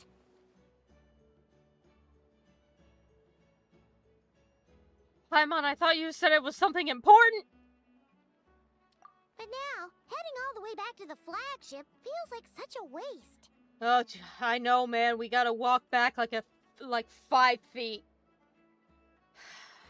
So much effort. Please, accept today's boon. Come night or day, may the blessings of the moon goddess shine down upon you. Huh? What's going on over there? Wait, free food? Wow, the people here are so nice! Paimon, what did I say about the rotisserie chickens and the bread? We're good. Let other people who need it more have it. Quick, let's grab some too. Paimon's super curious what their food tastes like. Don't be stingy. Moonlight illuminates the path before you, travelers from afar. Huh? How'd you know we were travelers? Just now were a song the birds in the sky, singing of your wanderings. You are no ordinary guests, it seems. The birds and the... what now? The birds in the sky. Paimon, why is that the part that confused you? Forgive me. I should not have laid the words of others out as a welcome mat for our very first meeting. You, too, must be wondering who I am. I am Lauma, moon chanter of the Frost Moon's scions. Please, as do our followers and other passers-by, accept today's boon. Happy to oblige. Paimon's name is Paimon, and this here is the Traveler. Thanks so much for sharing your yummy food with us. We'll take one each. Thank you. Think nothing of it. These fruits were the finest we found, delicacies gathered in the wake of the morning dew. It is my hope that partaking of them may lift your spirits to heights anew. They got funky little horns. The finest you found? Wow! That sure is kind of you, but wouldn't you want to keep those for yourselves? The first fruit of the harvest must be placed upon the moonlight altar, not as an offering to the gods, but as a spark for lost hunters. For it is the blade of the starving that darkness most easily corrupts. That looks like some fancy shit you'd find at one of those restaurants that gives you, like, the really tiny plates, right? But this is, like, a full plate, right? So just imagine they scaled this down by at least 2. That's the vibe that it gives. But they just said, nah, have a whole thing of it. As perhaps you have already heard, we Frost Moon Scions revere and worship the Moon Goddess. We believe that together, virtue and compassion are the shining light that will lead us all out of the long, dark night. And now, with tides of haughty Fatui swarming into Nod-Krai, driven by greed and greed alone, more than ever before, we must all unite under the banner of virtue. Yeah, okay, whatever you say, lady. Huh, look who it is again. Those unsufferably kind-hearted Frost Moon Scions. Got enough for us too? That's right! 2 servings each! We're starving over here! The Fatui! After what you've been doing to our sacred statues, how dare you even show your faces? Wilhelmina, bestow today's boon upon our guests. You hear that? No slacking now. We'll have the very best you got. Sir, you fool. They're all the very best. They already told us they're all the best things they could pick. You think if there is but a single not good here? But, my lady, they... Please, you two, accept this meal. But remember this. Kindness is the first lantern left to guide those who stumble in ignorance. Come again? Let me finish. But should they still refuse to follow the moonlit path, then by our frosted blades shall we show them its shadow. Basically, be nice or we'll fuck you up.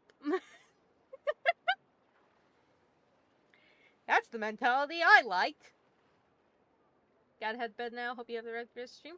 Well, thank you so much, Paradox, for dropping by, and thank you for the raid. I hope you have a wonderful night's sleep and some sweet dreams. Get some good rest now. Alright? Good night, night, and thank you very much for showing up.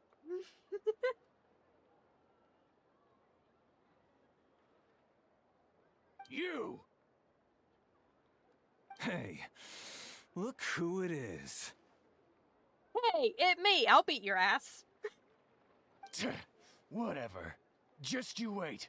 We'll be coming for you next. Huh? Where's the meat? Who wants to eat this garbage? Those stooges really are the worst.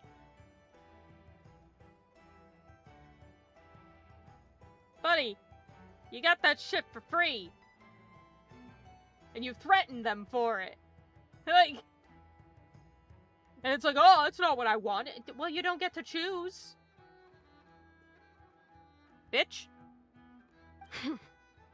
Ever since they came to Nod-Krai with all their weird equipment and built that so-called experimental design bureau, our lives have been turned completely upside down. Judging from how they reacted just now, it seems the Fatui already know who you are. Yeah, about that. Well, we have gotten in their way in pretty much every nation we visited, so we're probably at the top of their blacklist by now. Oh, there's a chest behind me. I see it. Want it. I see. Then, on behalf of the Frost Moon Scions, I thank you for the goodwill you have shown us. Because if they had gotten ahead of themselves just now, I'm sure you would have stepped in to help. Yeah, I'd kill those guys. Just as the birds and beasts put it, your arrival heralds joy to us all. Besides, for a weary traveler far from home, what better respite than to bathe in the moonlight? You will always be welcome at the Frost Moon Enclave, the place we call our home. Yeah, okay, sure.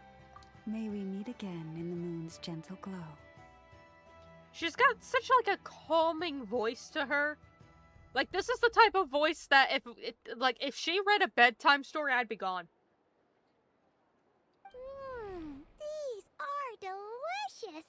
So refreshingly fresh. Those two Fatui wouldn't know a good thing if it came up and bit them on the shoulder. Looks like Anefa isn't done with her shopping yet, and the Adventurers Guild is still empty. Where should we head next? Oh, my funky, tourist pamphlet. Good idea. Wouldn't want to let the Kuhenki down, after all. Let's see. Oh, God. Okay. Paimon's got our route all figured out. So, all that's left to say is, don't fall behind. She got the fucking glasses out again. This is Nuts and Nuts. It's mostly a fruit shop, but there's a crafting bench, too. This is the Speranza, one of the travel guide's recommended restaurants. All the waiters here are kids.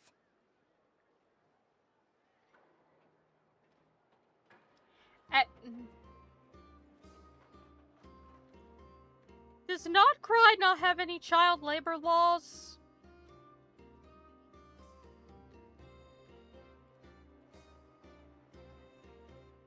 Hot dog. This is Oh, the flashbang. Vacancy Proligic Greenhouse. Apparently, their flowers are all made of metal, so they'll never wilt away. And this is the Rossum Workshop. If you ever need a weapon made, this is the place to go. And over here, they've got a super tall observation deck. Whoa! Take a look at that! You can see really far out into the distance. Hey, Paimon, do you think I can go grab that thing behind us? That way's north, and that looks like something built by the Fatui? And then over there to the west, that must be the place Lauma mentioned, where the Frost Moon Scions live. So, what'd you think? Even if Anefa kinda stole her limelight earlier, this just goes to prove that Paimon's own tour guiding skills aren't too shabby either, right? Well... Hey, come on! Would it kill you to compliment Paimon? Yes. Also, I ain't giving you a compliment until you take those goddamn glasses off. Huh? Look! There must be someone at the Adventurers Guild now! There's already a line forming outside! God damn it, there's another chest there! Looks like we'll finally be able to ask about your spaceship! Oh, or was there anywhere else you wanted to stop by first? Where? Which one are you... Oh. Now you mention it, Paimon's noticed it too. Ugh. Better not be who she thinks it is. Anyway, where we go first is completely up to you. Either the Adventurers Guild, or that suspicious-looking shop. A word of warning, though. If we step into that shop, be sure to keep a very close eye on your Mora. Well, that's concerning. Yay, I can get the thing. Ooh. Teleporter. Squall Fury. Give me the thingy. Give me the thingy. Yeah. Alright. Head to the... Okay, that's the guild, so the shop is over there. Alright, before we do that... I'm out of water, I need to go get more. But before I do that, let me open the task manager again. How we doing? 64 degrees! Relax. We're still sitting at 64 degrees!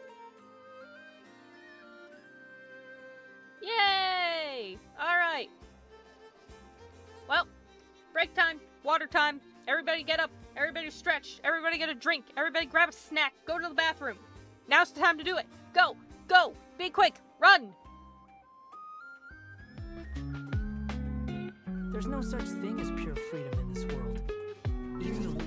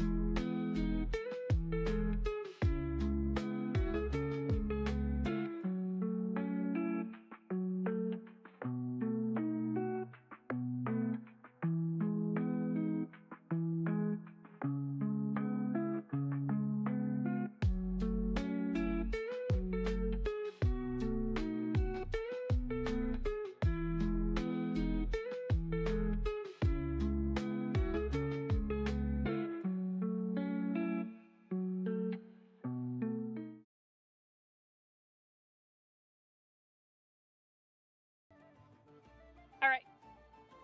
We're back. Not blow on forever.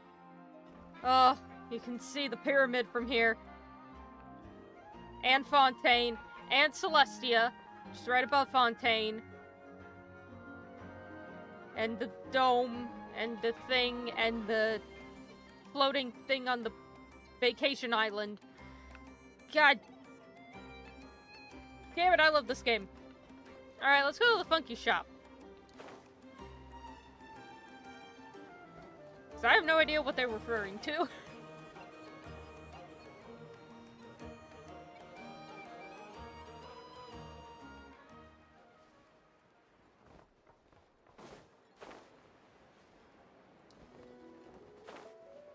It's fucking Dory.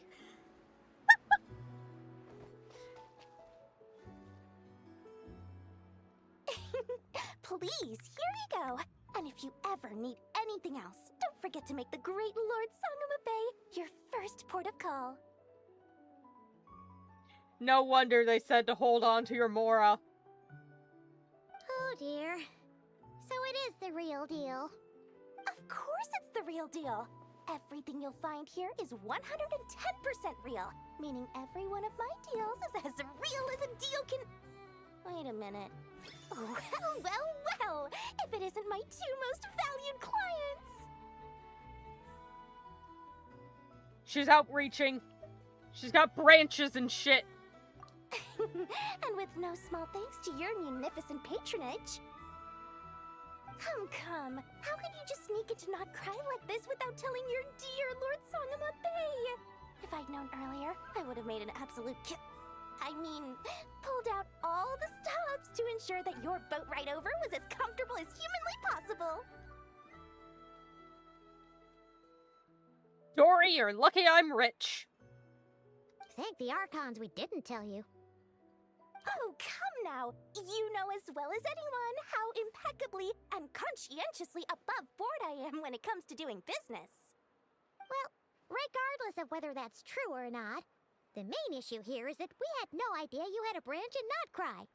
A clever merchant always has a backup plan, or two, or three up their sleeves.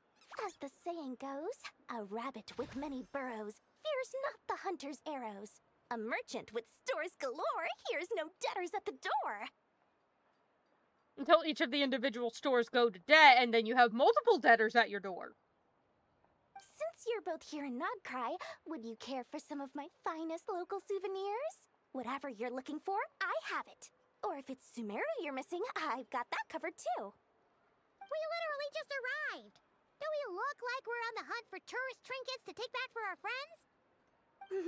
My. Your high-minded tastes never cease to impress.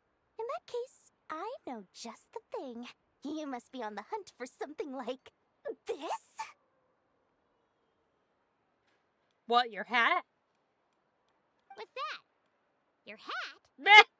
Paimon, please stop saying what I'm saying! Information, of course. Information about Nod-Krai. Locked securely in the otherwise impenetrable vaults of the Lord Sangama Bay's brilliant mind. Ma'am, I just got here. But yes. I knew it! I just knew you'd appreciate the value of my wares. On the back of all our pleasant dealings in the past, I'll even take a hit by throwing in some insider info for free. Wow. You sure are feeling uncharacteristically generous today.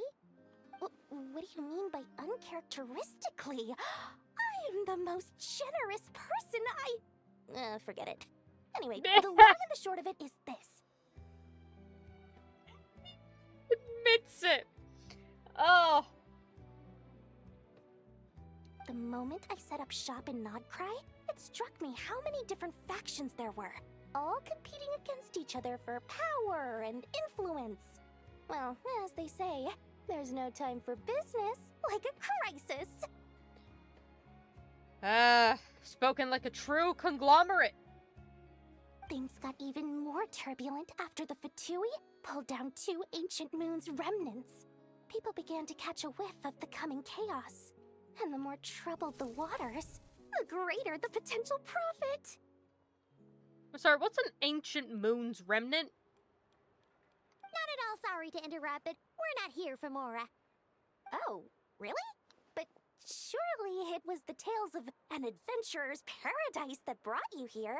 The chance to take your very own slice of all the latest and greatest business opportunities. Buddy, I'm looking for a spaceship and I was trying to drop off a Neffa. Like, I don't... Eh. Also, what do you mean, welcome to the chat room? It's my chat room, bitch!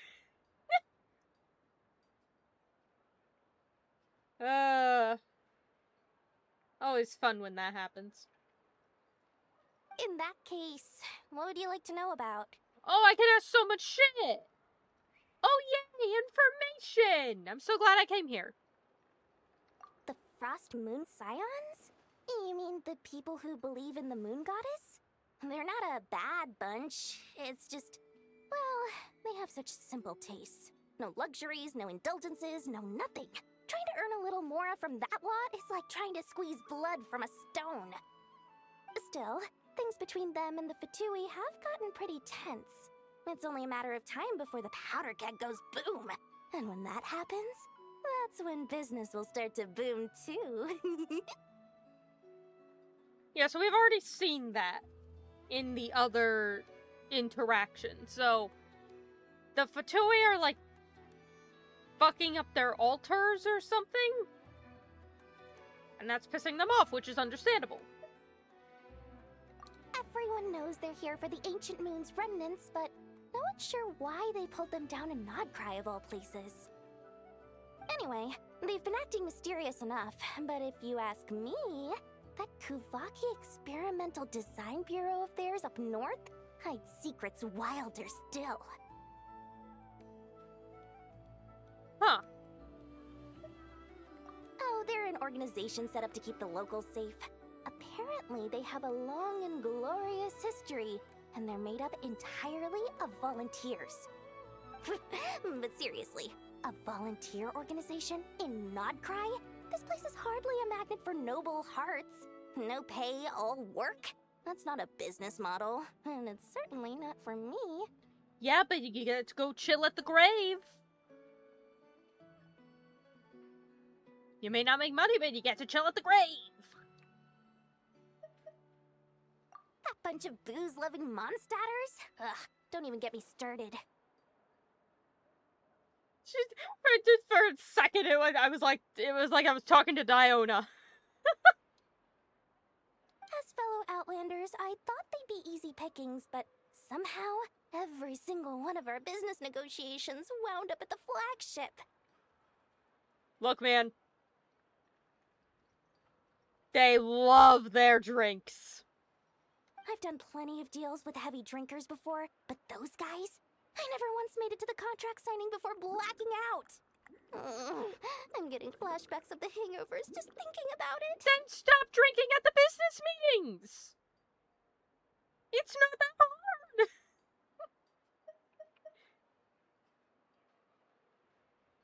hard! What now? A spaceship? Nope, never heard of anything like that. Don't you two get involved in any big business here without so much as a heads up, you hear me? At the very least, consider letting me in as a key investor. We will tell her nothing. For the safety of all. Oh, I almost forgot to mention. Sooner or later, you'll no doubt end up doing business with some other merchants in Nod-Krai. And someone's bound to mention a place called the Curatorium of Secrets. Sounds like a scam. Listen to my advice. Do not, under any circumstances, go there, no matter how much trouble you're in. Yeah, because it sounds like a scam. The Curatorium of Secrets? What do they get up to there? Just a place that handles all kinds of disputes. But the owner will charge you an absolute fortune, and she has a temper to match. Nothing like your friendly neighborhood Lord Sangama Bay. You're not just saying that to stop your competition from undercutting you, right? When did that little pipsqueak get so sharp? And after I gave them all that info for free just to win them over. I mean, I'm not dumb, but it does have a name that sounds like a scam. What do you mean? Of course not. I'm only thinking about your wallets. I mean, on behalf of your wallets. You're really not convincing anyone, you know. All right. Business is a cutthroat business. I won't argue with that. But I'm not lying about that boss lady. Not only did she make it into my top 3 people not to mess with in Nod-Krai, she's also in my top 3 people most eager to trade in favors. Ah, it's Nefer. Okay. Honey, I'm gonna have to speak to her at some point. She's a playable character, you know. Seriously? It feels like you're just bad-mouthing your rival now. Fine. If you don't believe me, go see for yourselves. We might both be from Sumeru, but compared to hers, my conscience is so large. Why, you could fill 3 whole palaces of Alcazar's array. Hey, you know that's Kava's magnum opus, don't you? Kava made that. He's just that good. But when you realize what I'm saying is true, don't say that good old Lord Sangamabe didn't warn you.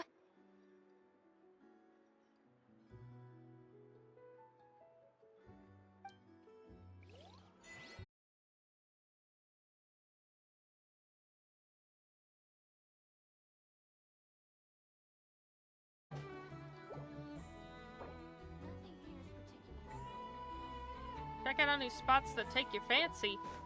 Can I go to the... Check out your...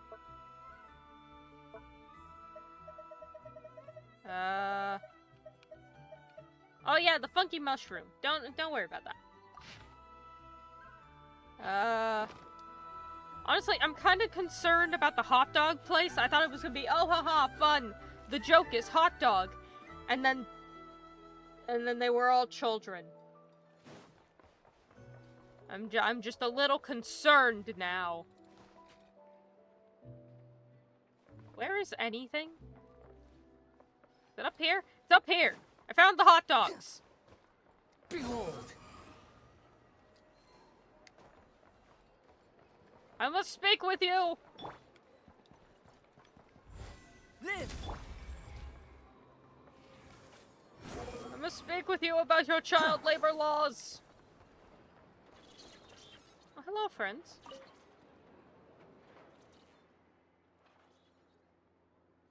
Spin the wheel and when it stops, hot dog will tell you your fortune. Yeah, I'll spin it.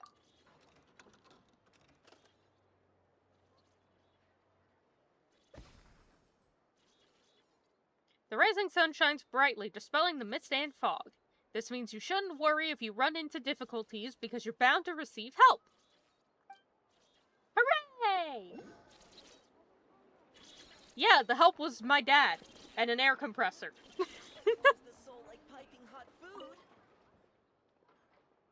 That's not a child. Can I have a hot dog? Yes.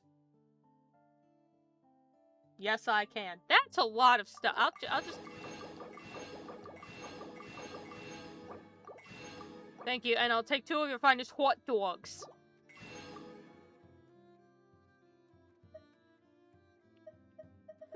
Oh, they got the good shit, too. Thank God, I need more jam.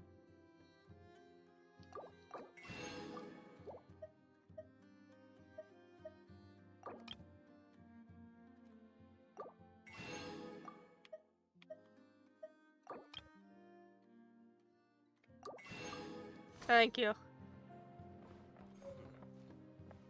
wonder how the food in Pyramid tastes. Yeah, seriously, do we not have child labor laws? I'm concerned for them. Very concerned. Anyway.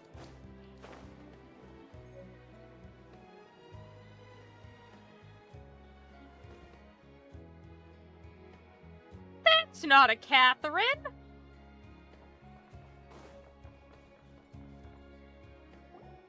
Lucky us. The line seems to be gone now. Come on, let's go say hi to Catherine. Hey, Catherine. We meet again.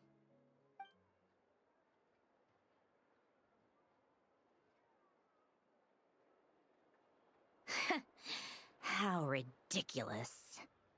Huh? They often say that mortals, shackled by their own flesh and blood, may fail to perceive the truth of this world, even when it is right beneath their very noses. Yet I had not expected to have the pleasure to witness such heights of absurdity firsthand. Now the question is that little key on her back a necessity? Or simply for aesthetics?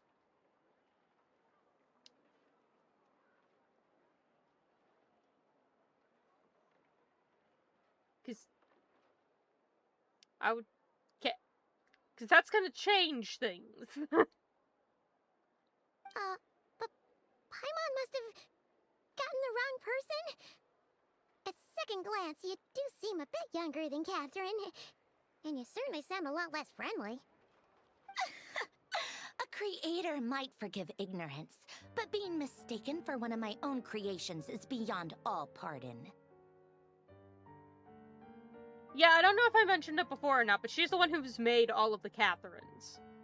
As well as the one big guy we've yet to see. Look very closely, for standing before you is none other than Marionette, 7th of the Fatui Harbingers. It's a rather casual title screen for her. Just, meh, here you go, 7th one, have fun! A Harbinger? I told you already, I'm not Catherine. Just how obsessed are you with my machines? Buddy, I don't give a shit about your machines, I just want money.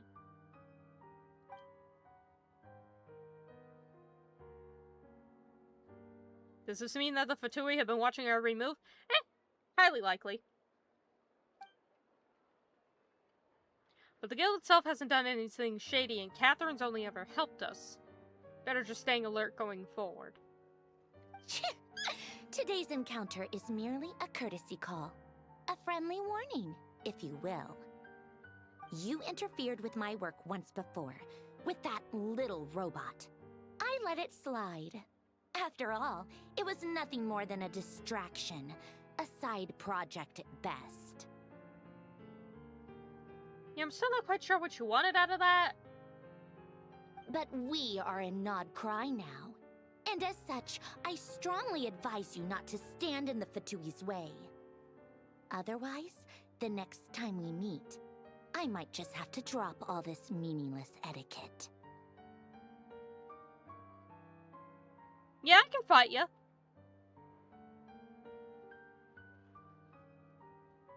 Oh, please. You got some nerve coming out with barely veiled threats like that. You're the one stirring things up here. Well, let me test something real quick.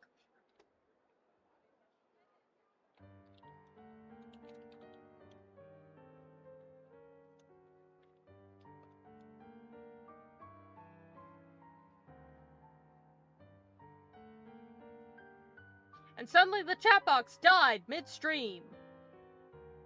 Hold on a sec. Yeah, the new ones aren't okay. Why did that happen mid-stream? Damn. Alright, well, shove it over there.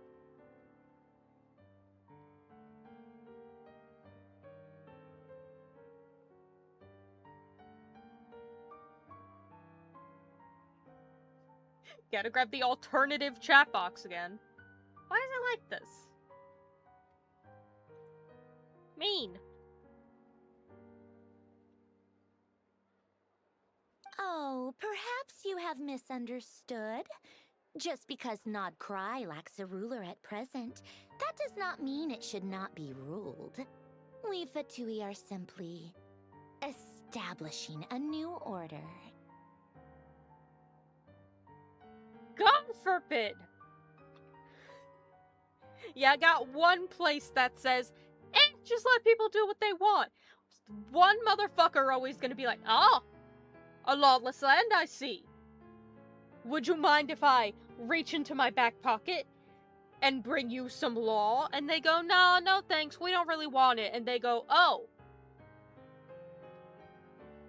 Well, how about I shove it down your throat?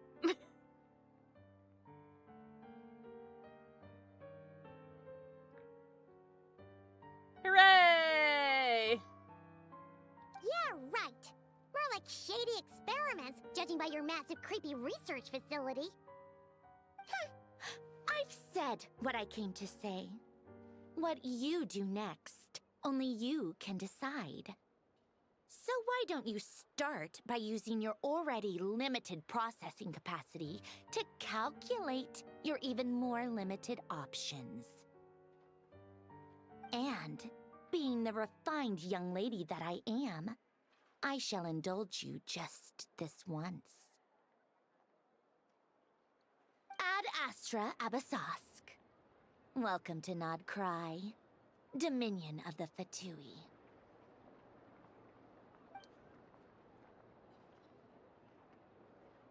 Okay, goodbye. Ugh! Paimon's so mad right now! How can anyone so obviously evil be so annoyingly self-righteous? But if a Fatui Harbinger is here to greet us in person, that can only mean one thing. Oh my god, you're telling me the Fatui have been keeping tabs on us? No! Really? Wow! We'll have to be extra careful from here on out. Paimon hates feeling like she's being watched. Hey! The real Catherine's back!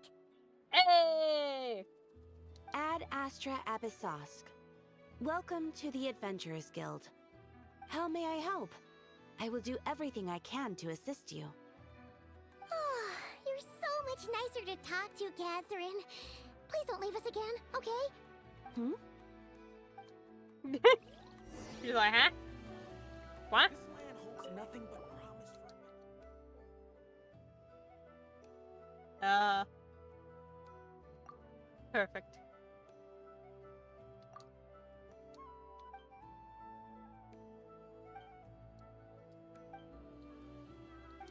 Yeah.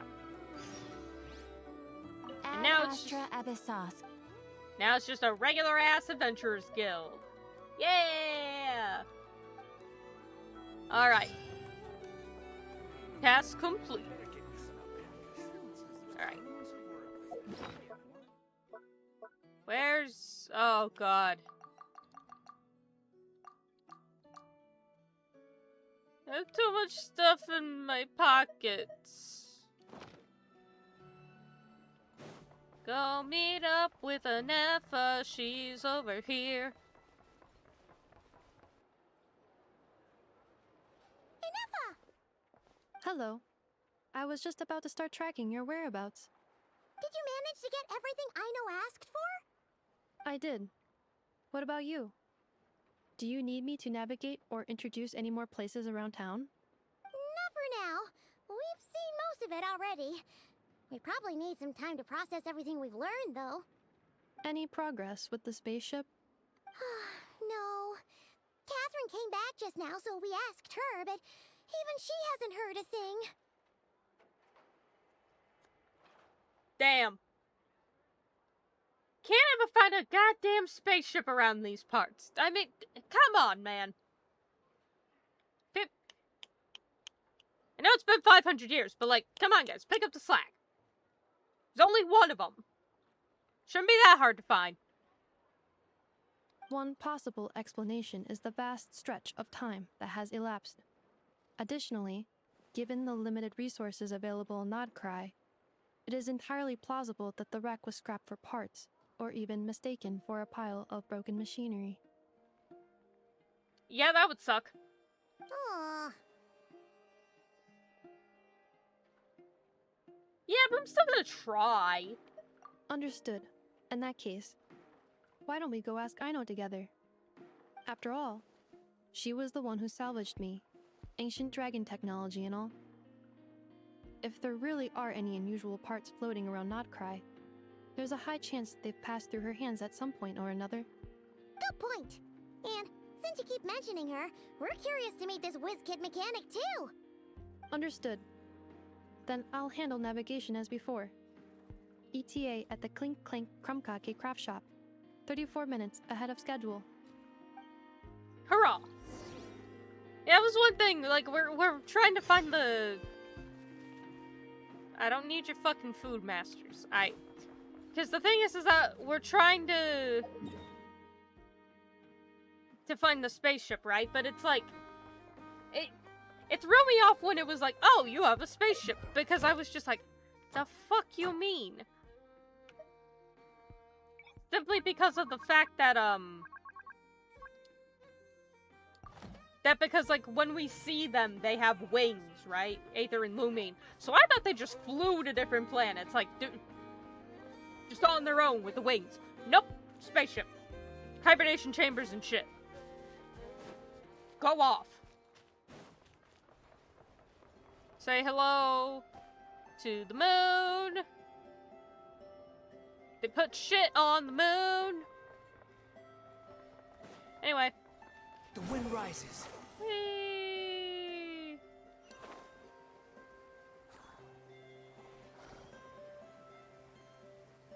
Oh yeah, it's funky when it rains here, by the way. You want to use my hat as an umbrella?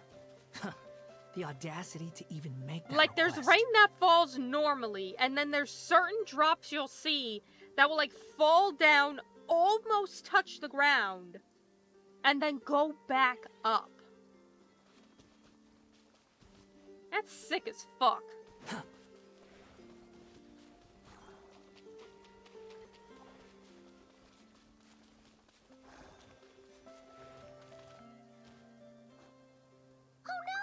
There's a little animal trapped over there! Let's go help it out! Paimon, maybe it's just chilling in the plant. Did you ever think about that?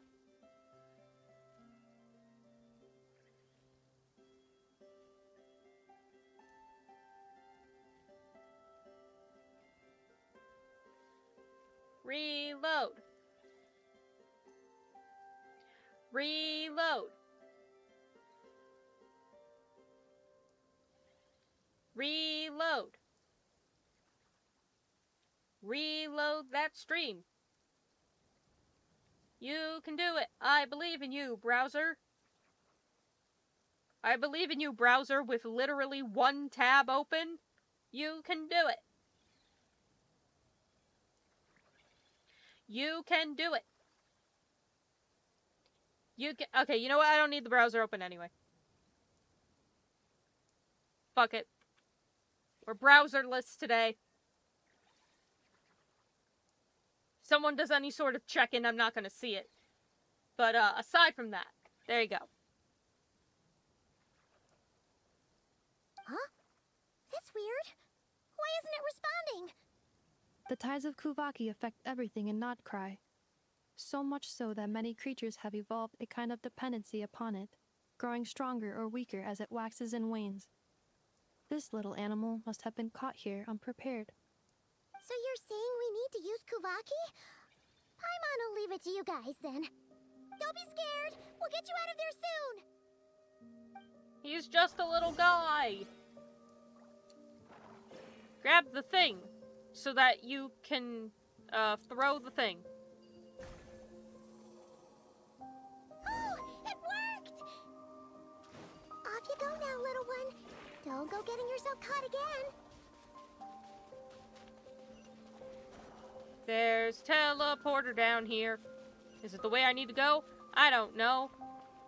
I want the thing. Oh, Jesus, it's all the way over there. I'm just gonna... My eyes ain't walking that. You want to use my hat as an umbrella? Whee!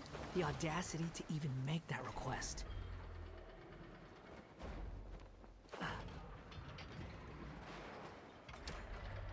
Watch out for the scrap metal.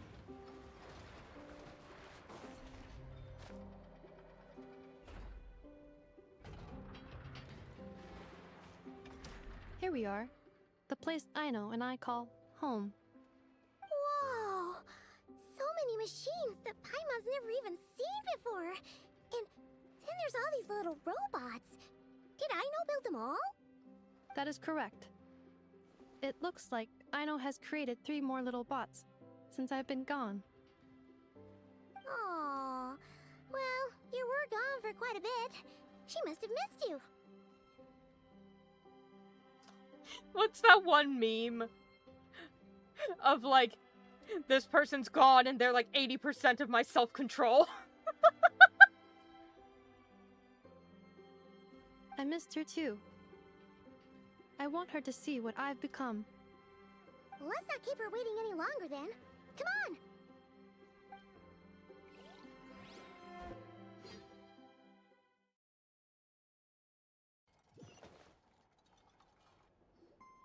Aino, I'm back.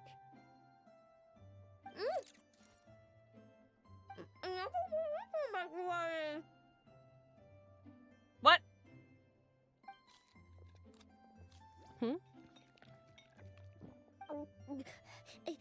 Ineffa? You're back significantly earlier than I expected. Like, a whole 30 minutes at least. Everything went very smoothly, which saved me quite a bit of time, so I...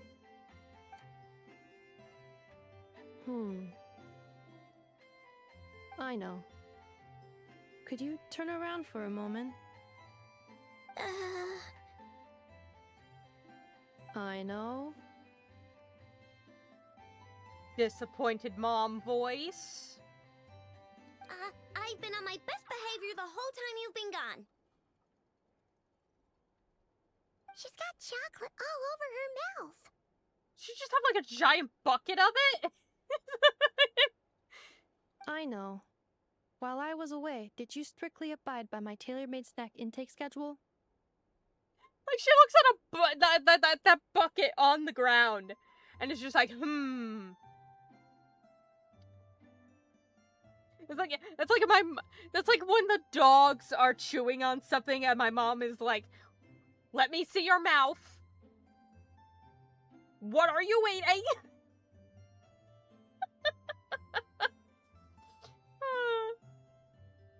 No. Not up to code, I know.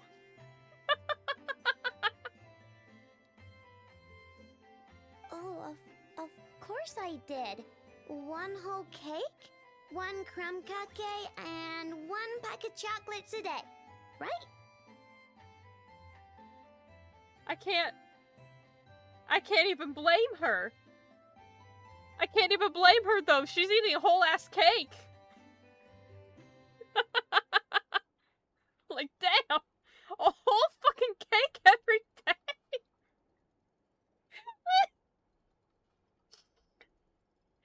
Look, I know I went to jail for that, but, like, every day. God damn. I like this kid. She got dedication. She knows the power of the cake. It was either a cake or a crumb cake or a pack of chocolates per day. Oh, shoot. 80% of self-control.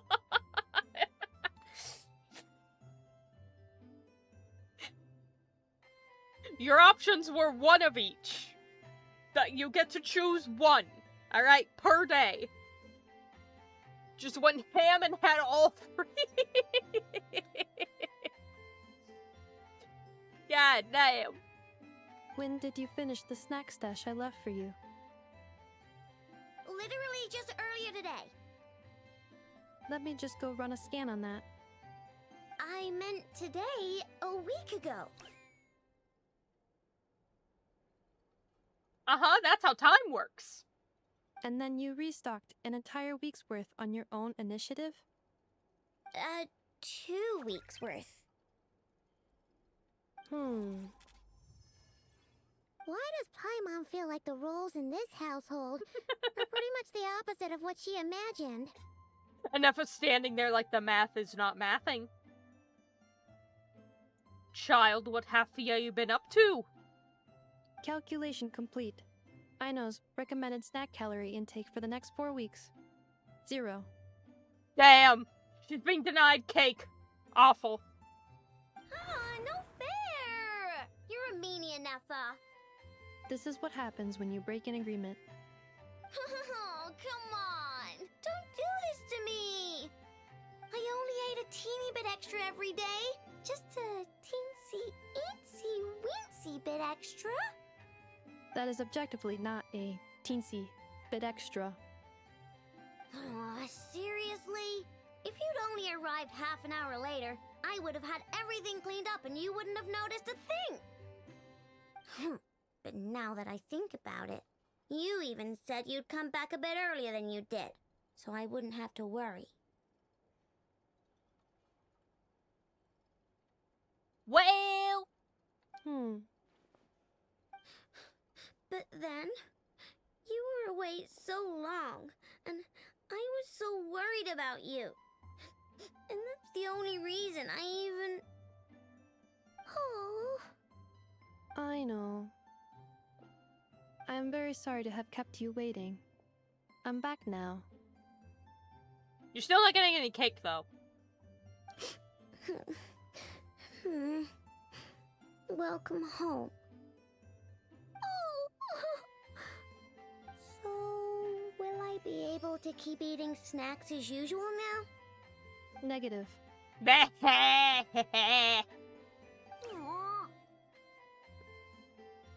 You can put on a show as much as you want, kid, and no matter how genuine it is, you're still getting denied the snackies. You ate too many. Okay. Well, given that I am later than I initially projected, I'll let it slide. But just this once. Look, cake crimes are serious, kid. I would know.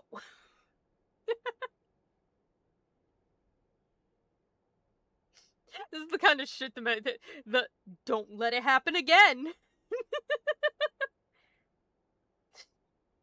Thanks, Nefa. You're the best. I know. Allow me to introduce. It's the honorary knight and Paimon. I know. Uncle Varka talks about you guys all the time. Nice to meet you, I know. Nefa's told us all about you, too. Huh? Really? She actually said that about me? Well, she's not wrong. Oh yeah, so, you're here to see Uncle Varka, right? A couple of days ago, he suddenly said he had to head out on business, and that he might not be back for a while. He asked me to let you know if I saw you. She has a whole freaking screw sitting in her hair.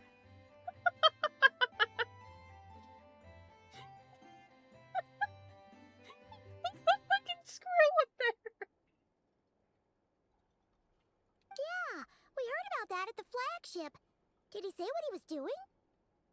Nope. Just told me to take good care of you guys and make sure you feel right at home. Oh, shoot. Please, take a seat.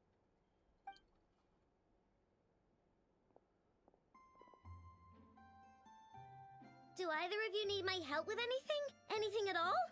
After all, I'm the head of this household. Given the conversation we saw earlier, you sure about that? Sure wouldn't know it from that snack tantrum she just threw. So anyway, heard about spaceship? A spaceship, huh? From outside to that? Exactly. So, ring any bells? No. Oh, you sure? Nope means nope. Never seen the slightest trace of it. More specifically, by nope, I mean, I've never seen a single piece of tech in all of Nod-Krai that might have come from out of this world. Not in any new machines or in any old ones either. We're fucked. Huh. Lead's completely dead. It was nice knowing you all. Spaceship's gone. Bye-bye. What Aino means is that your spaceship almost certainly has not been disassembled nor repurposed as parts for other machines. It's just dissipated. No one can fucking find it. Oh, so that's what she was getting at. Yep. I've taken apart pretty much all the fun stuff in this city at one point or another, but I don't recall ever seeing any components that were anywhere near that special. So, either your spaceship crashed somewhere it's never been found, or someone did find it and then hid it really, really well. But who would even do something like that? Aether? I mean, because the thing is, right, he got the key, right, through the time loop, went to the ship, and I think he said he found Lumine still in hibernation, right? And, like, I think she said, like, Aether found me and then got me out of there, right? So did he hide it? Beats me. Maybe someone who thought they could stash it away for a rainy day. Just like how I sometimes hide snacks in the... Oh, you fool. You absolute buffoon. Don't even hint at a snack stash. That's how they get ya. Look, if you got a snack stash, you need to be horrifically secret about it. Or you can be like me and be just horrifically blatant about it. I will have, like, God forbid I decide to, like, snack on a Pop-Tart, right? Pop-Tarts come in packs of 2. I ain't eating 2 fucking Pop-Tarts. I'm only gonna eat 1. Take the other one, leave it in the packet, put it in a Ziploc bag, sit that shit straight on my desk. For the world to see. There's a half a packet Pop-Tarts a year. Be blatant. Let the world know.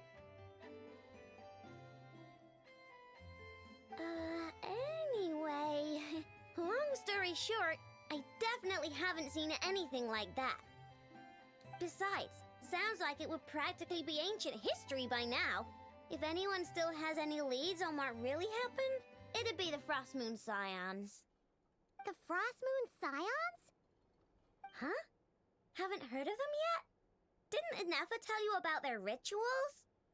There wasn't enough time to delve deeper into their history and traditions. What kind of rituals are we talking about? I've never actually seen them myself. Just heard bits and pieces here and there.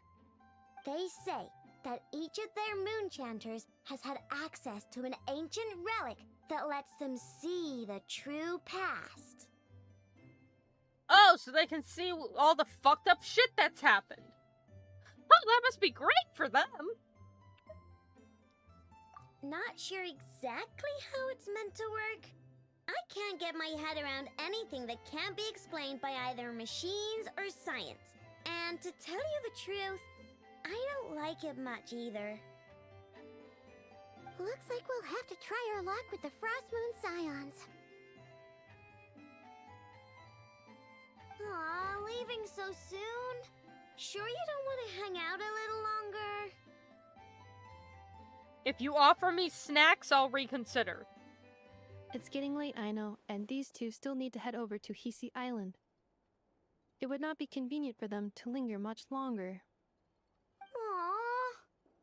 Aww. Alright then.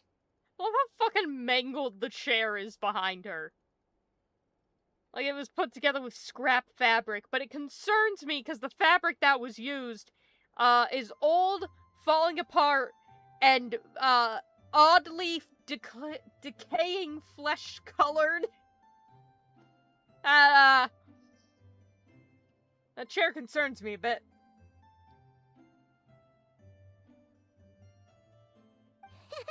Don't worry, we'll be sure to drop in on you as often as we can. Really? You promise? Sounds like my type of visitors. You're welcome anytime. We will come bearing cake. I'll be staying to look after Aino today, so I won't be going with you. Hey, don't sweat it. We'll find our way just fine. I'm glad to hear that. Also, I must admit, I have very much missed the charging bed that Aino made for me. Finally. Oh, are you here to play with me? My name's Aino, and I'm an inventor. Me and Anefa live together. I could probably eat all the cakes and cookies in the world because I love them so much. But my favorite kind of all is Lackaberry Crumb Cake. Come visit my Clink Clank Crumb Cake craft shop whenever you want. Anyway, that's me. What about you? Tell me something about you, then we'll be friends. It's just a sweet little kid. Anyway, I was gonna say, finally, Anefa gets to sleep. Motherfucker's been denied a bed the whole time. Also, free shit? Hell yeah. Oh, there she goes. Anefa, Yes, feeling comfortable? I am indeed.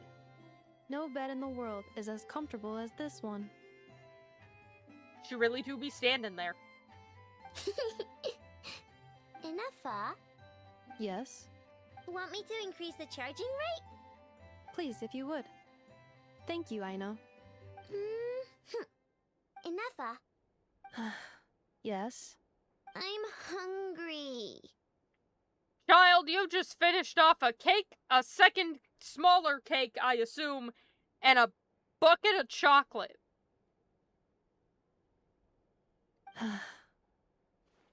In that case, please enable quick charge mode.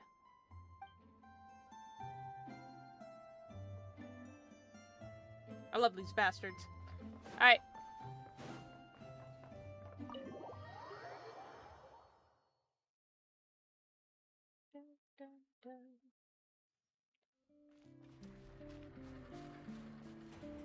Go to the place.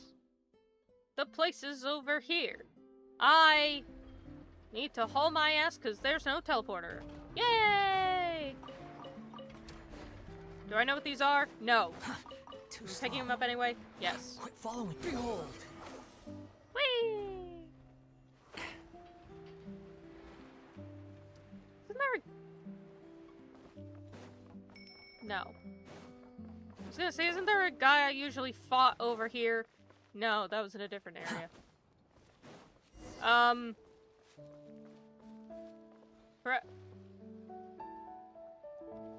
Huh? Anyway. Too slow. I'll deal with them later.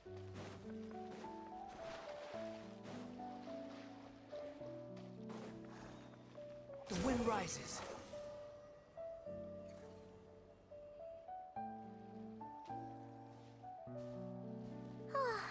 Seeing Anefa and Aino reunited like that sure was heartwarming. We should definitely hang out with them more in the future. If I get snacks.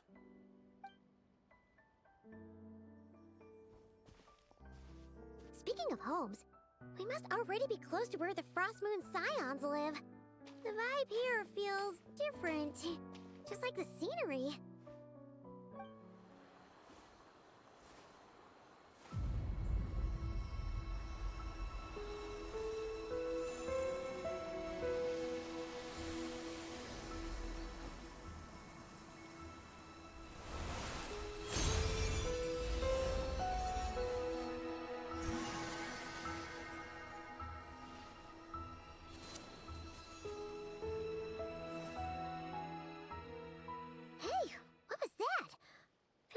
Some sort of breeze blew by, and then the petals suddenly turned into...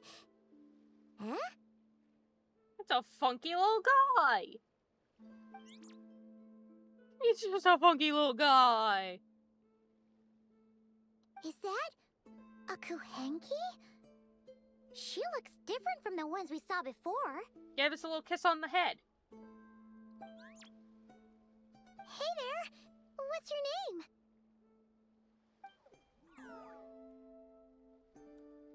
Why does my ear hurt? Ah! Stop it. My headphones too low? Do I need to make them higher so that it's not like sitting on a something? Hold on. Ugh. My ear is in pain. Why?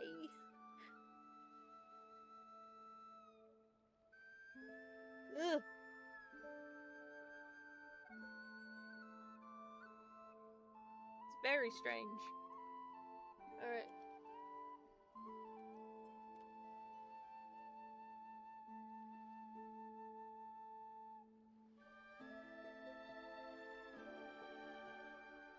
Huh. Doesn't seem able to speak.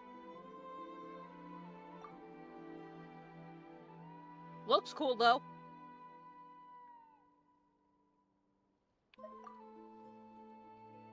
No idea what she wants. Unless you want to stop, maybe we should just keep moving?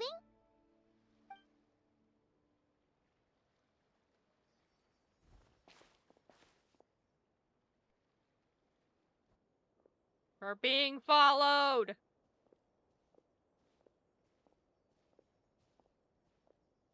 She's following us! Go on. Go on now. We've got stuff to do. Best you find someone else to hang out with.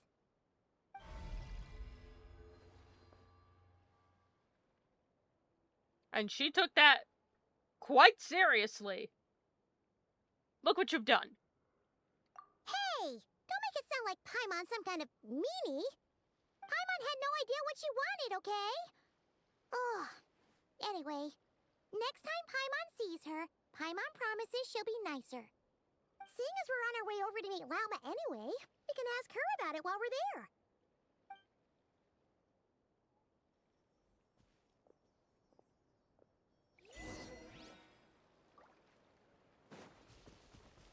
Another achievement. Glory, oh glory. Why am I being sent things? It's Rosaria's birthday! That's why! Happy birthday to Rosaria! And, oh yeah, I got a new character. There you go. Alright. Very quickly, chat, I'm gonna take another break. I think my head needs to get out of the headphones for a second, and also, I need more water. So it's time, chat. Grab your drinks, grab your snacks, go to the bathroom, stretch, run! Run for the hills!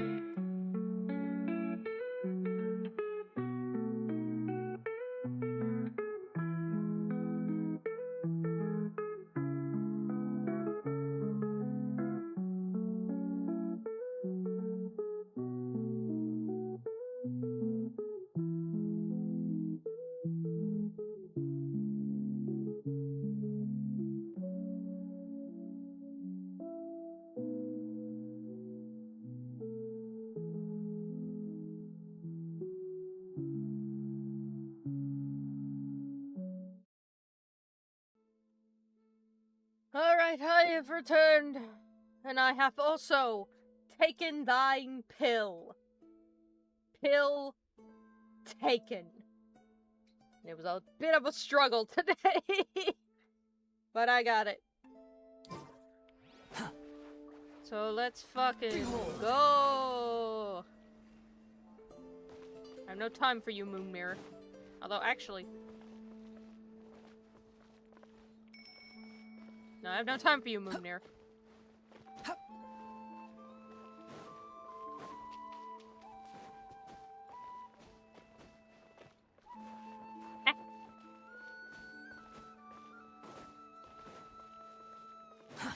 Too slow. This bridge is fucked.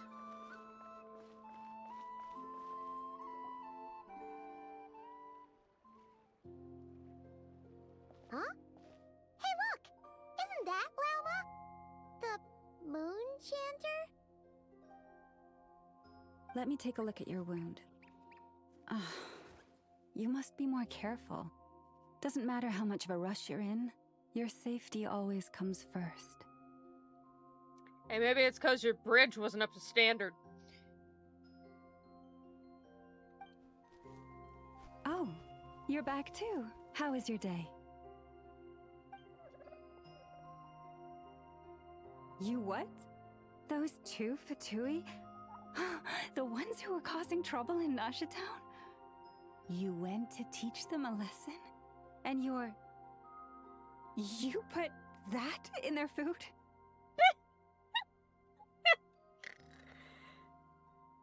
You naughty little thing! How could you do that?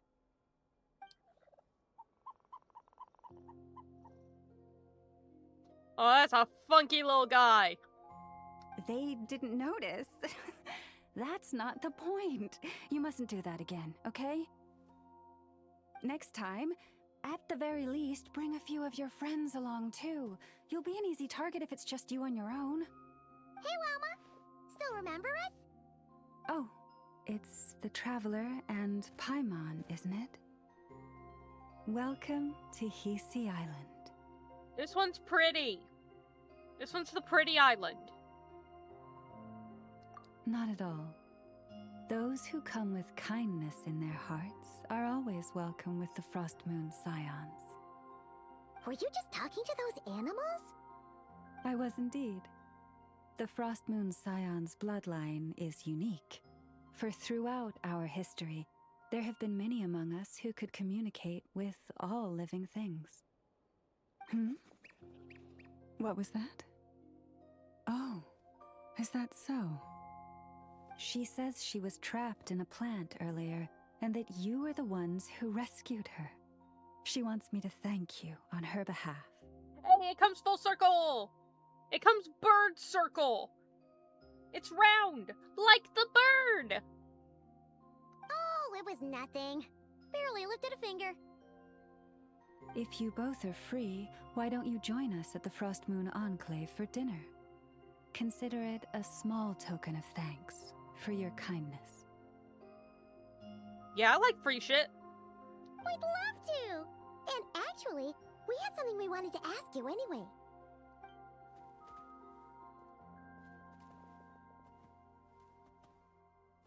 Oh, finally, they notice. Oh.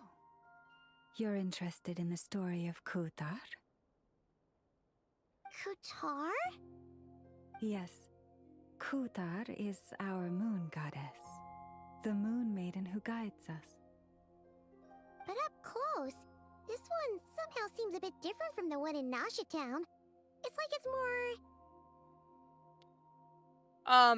not absolutely coated in metal? Natural?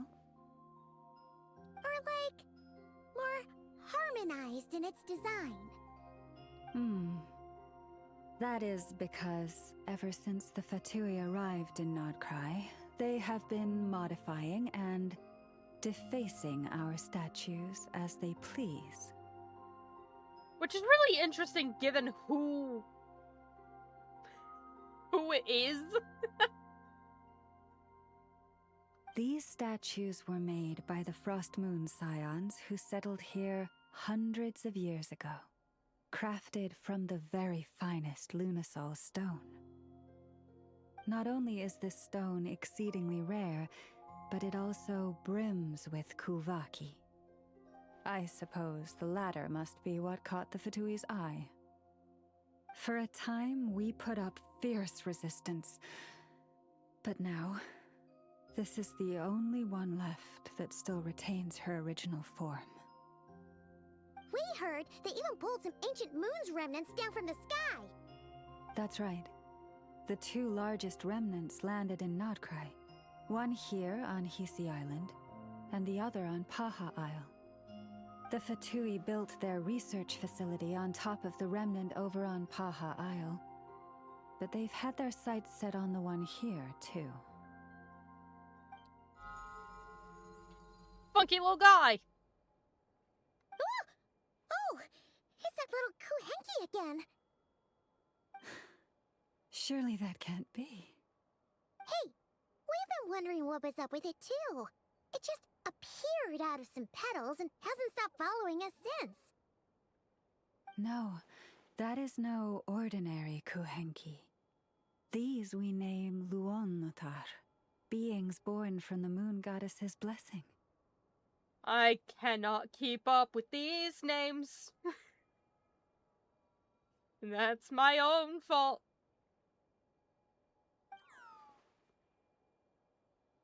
Can you understand what it's saying? We honestly haven't got the slightest idea why it's been following us. I'm afraid not. I cannot fathom its thinking any better than you can. Sometimes a long time must elapse before the moon goddess's blessings turn into Luon-Notar. Perhaps you two were simply there to witness that transformation. Huh? Oh, maybe. Legend has it that the Luon-Notar bring good fortune. Given that it seems to have taken a liking to you both, why don't you let it come along with you? I get a funky little guy? That's my funky little guy? I accept. Look at that fucker, it's cute as hell. Really? Then you can start by helping us find some more treasure chests along the way. Capiche? Eyes on the prize, Paimon, eyes on the prize.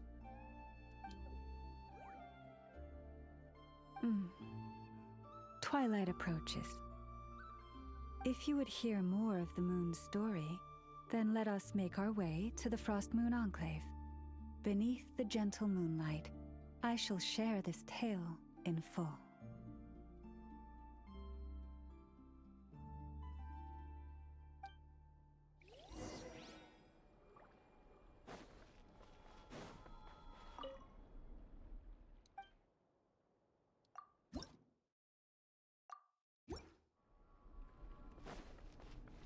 The wind rises.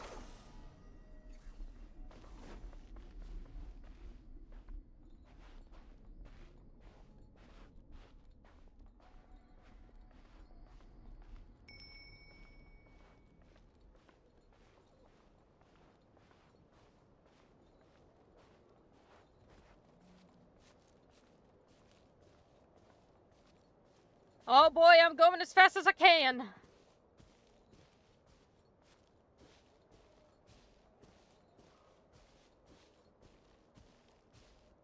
Compelling gameplay, chat. Oh, Lady Lauma, you're back.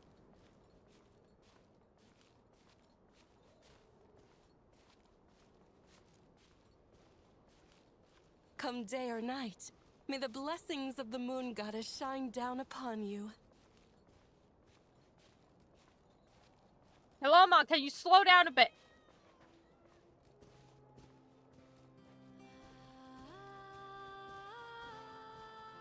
Hello, friend.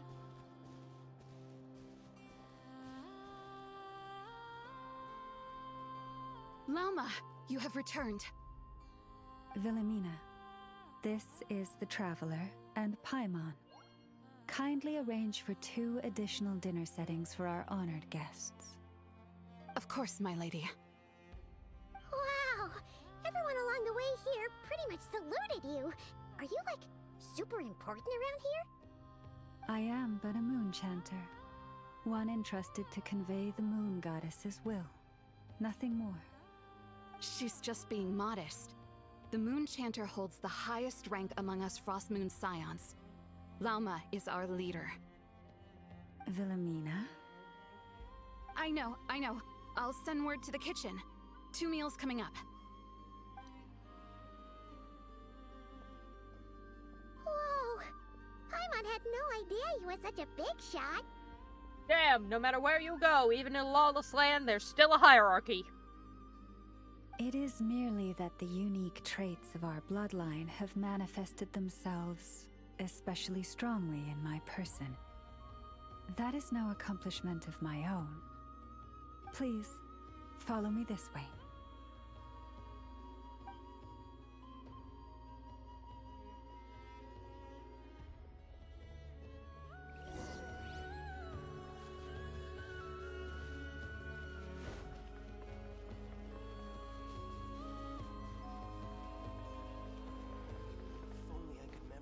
Nope, none here. Prices like these are just outrageous. I'll find it.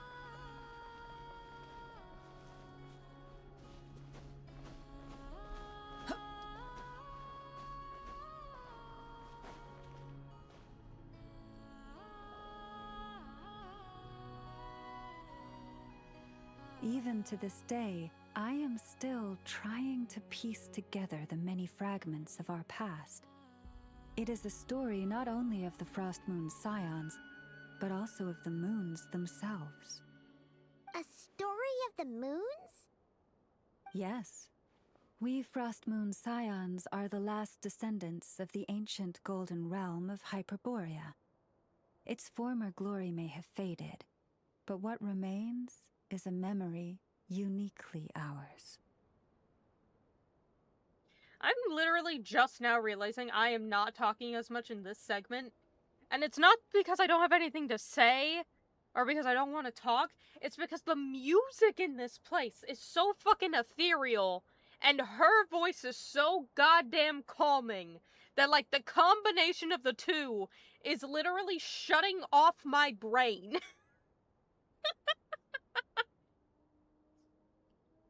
God damn, man! What power doth ye have? In the distant past, Tevat had not just one moon, but 3. It is said that they were created by the primordial master of this world, cast into the firmament to keep peace in the land below. Yeah, so I knew about the 3 moons, because I think there's a thing about, like, 3 moon sisters or something, but I don't know anything about it. Firstborn was the eternal moon, largest of the 3.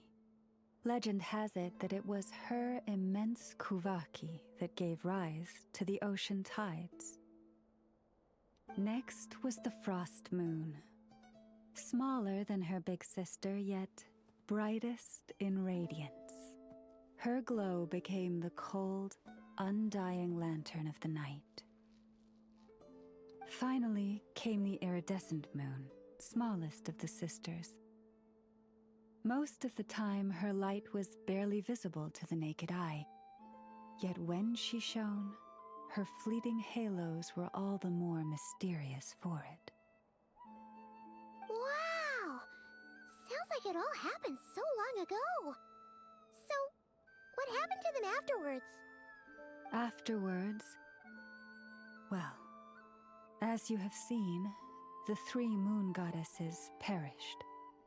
This happened in a war triggered by the Descenders, and of the 3 lunar husks, only the frost moon survived unbroken, while the others were shattered to pieces. Ah, okay. So those little fragment thingies would be the other moons. Understandable. But triggered by the Descenders. Very interesting. Which ones? Because we're number 4, and number 3 is apparently spread about the Gnosis. So, Oh, so that's why there were ancient moon's remnants in the sky. Yes. It is also said that when the moons shattered, most of their fragments rained down upon this land like stardust. That is why Nod-Krai is blessed with such an abundance of Kuvaki. As for the remnant that the Fatui recently pulled down, that belonged to the Eternal Moon. Wait a sec. But you just said that 2 of the moons were shattered, so where are the remnants of the iridescent moon? The iridescent moon's remnants were never found. What happened to her after the war remains a mystery. Some say she vanished in an instant, while others believe that her remnants are simply too delicate to leave a trace.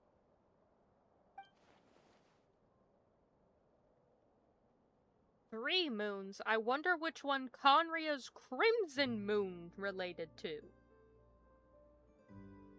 That's a good question. I forgot they had a Crimson Moon. Yet, though the era of the 3 moons has long since faded into legend, successive generations of Frost Moon Scions have always passed down a prophecy that one day the moon goddess would return. And in the end, that prophecy did indeed come to pass, though not quite. Well, that's not cryptic as fuck. Lady Llama! Lady Llama, are you there? Look at the statue! Look at the pretty statue! It's a pretty statue! Everybody look at it! Alright, that's enough. Cappy, what is the matter? Lady Llama, it's my daughter, Karina. Her illness. Take me to her, right away. Well, kid's fucked. And where in the world did I put that book? I don't know, but I'm gonna take this one. Okay, bye. Whee! Yep.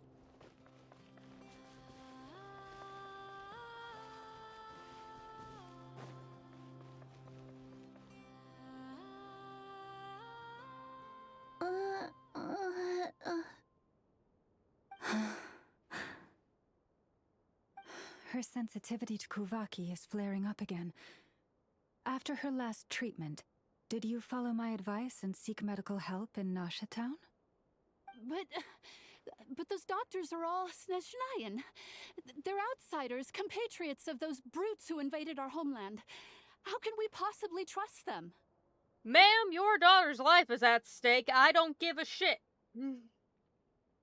Not all outsiders are enemies, Cappy. They've been treating this condition for generations. They have the experience we lack.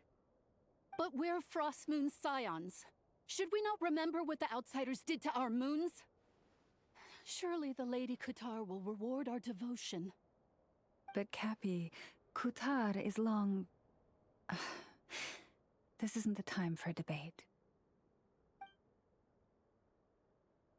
O lost child, snow-swept and buffeted by the howling winds of the frigid night, let not the silver flame within you fade. By the frost moon's grace, I shall warm you, curled up as a fledgling in frozen soil. Instant sleep. Thank you for that. I can take her dreams now. Praise be to the moon goddess, my Karina. Remember, she must take powdered laka berries daily. It will ease her symptoms.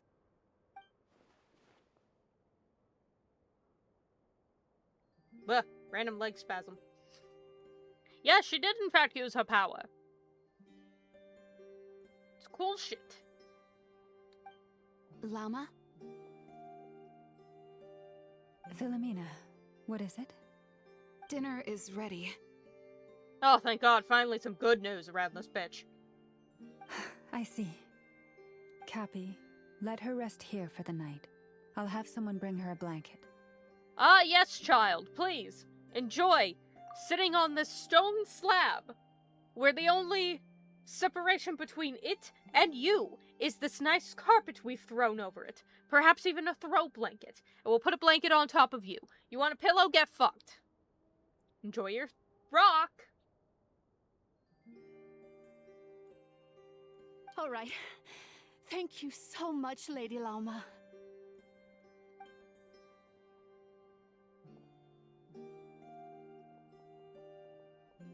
Will she be alright? Yeah. If there's anything at all we can do, please don't hesitate to ask. Thank you for your kindness.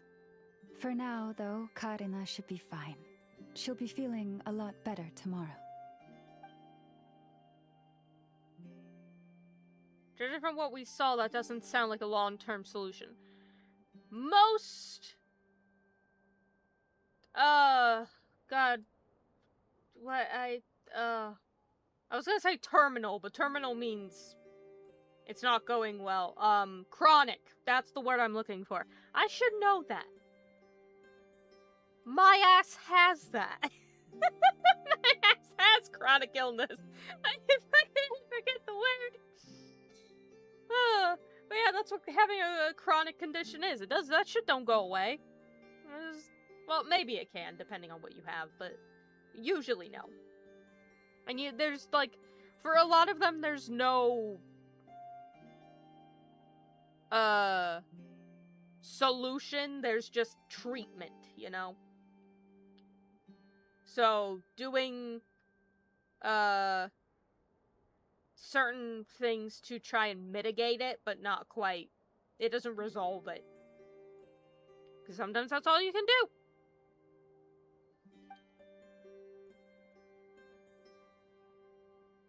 Please do not be worried.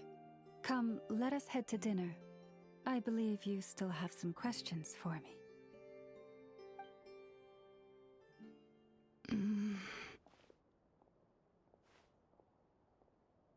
You good? Oh, sorry. Yes, I'll be coming too. I was just thinking about something. Oh? Lauma makes such an unshakable moon chanter. Calm, capable, someone we can count on. Deep down, though, I know she's been quietly carrying the burden for the rest of us. Traveler, Paimon, believe me when I say that as a fellow Frostmoon Scion, I do worry about Lauma. It's just that sometimes it's hard to say it to her face.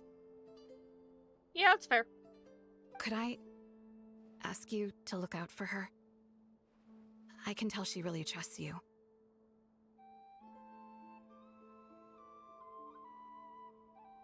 I mean, yeah, but, like, also do it yourself? I fear that would stress her out even more. Sometimes I really admire her strength, but at the same time, I can't help feeling powerless myself.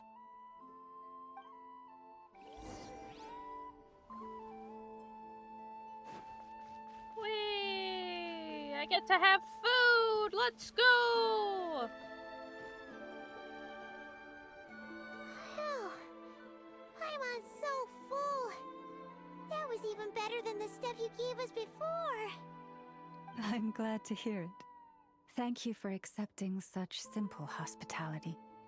Okay, chat, I know we've had gigantic food in the past. Alright, like, those tacos were insane in size, but, like... What is that?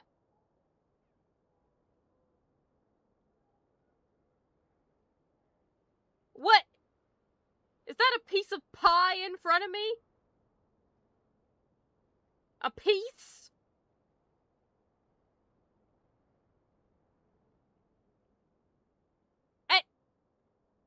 Wait, anyway.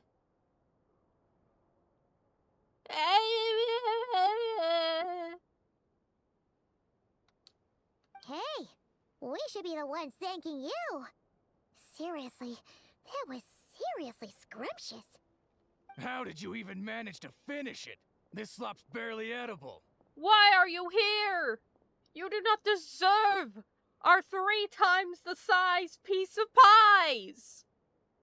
And I don't even like pie! Then again, I guess that's what you'd expect from savages. It's you! Those rude old Fatui we just met back in Nasha Town! My sincerest apologies. If you found the food we gave you earlier difficult to swallow, may I suggest taking a deep breath and joining us? These delicacies might change your mind. I don't think they care. I also think my chat box is fucked. Tippity tap tap.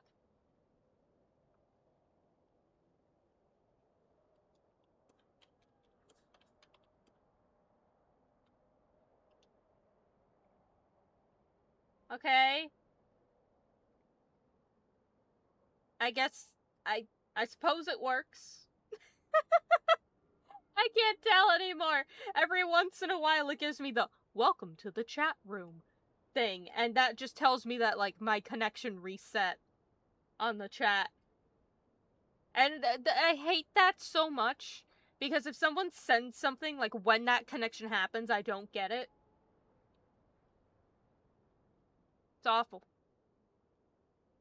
And my chat box, which was working at the start of the stream, stopped working. My favorite thing. While we're here, you just check. Do a quick check. 66 degrees. We went up a whole 1 degree. Oh. 1 degree. This whole time, and all the time I've checked, GPU has not gone beyond 66 degrees Celsius. I have the game open, I got the stream going, I got my model going. CPU's sitting at around like 40 to 50%, which is a little bit concerning, but... Wow, look at that! Alright, I think the temperature... Oh, we'll see.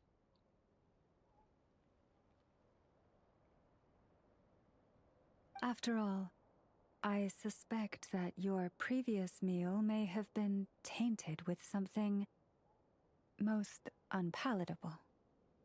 Huh? What do you mean? Tainted with what exactly? Bird excrements. With the bitter snobbery of those who call themselves civilized. Why, you? Looking for a fight? Sure, I'd be more than... Hold it! We're not here to brawl. Yet. We're here on official business. Orders from above. We're here to deliver the Frostmoon Scions a warning. Or rather, a final ultimatum. You have 3 days to hand over the relic and reveal the whereabouts of your so-called Kutar. If you fail to do so, the Fatui will immediately begin the cleansing of Hisi Island. Which, by the way, is the sovereign territory of the Tsaritsa of Snezhnaya.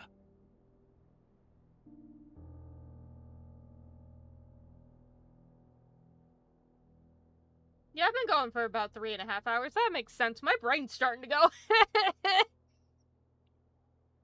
I was like, that's a lot of words, buddy. What insolence! Your demands are outrageous!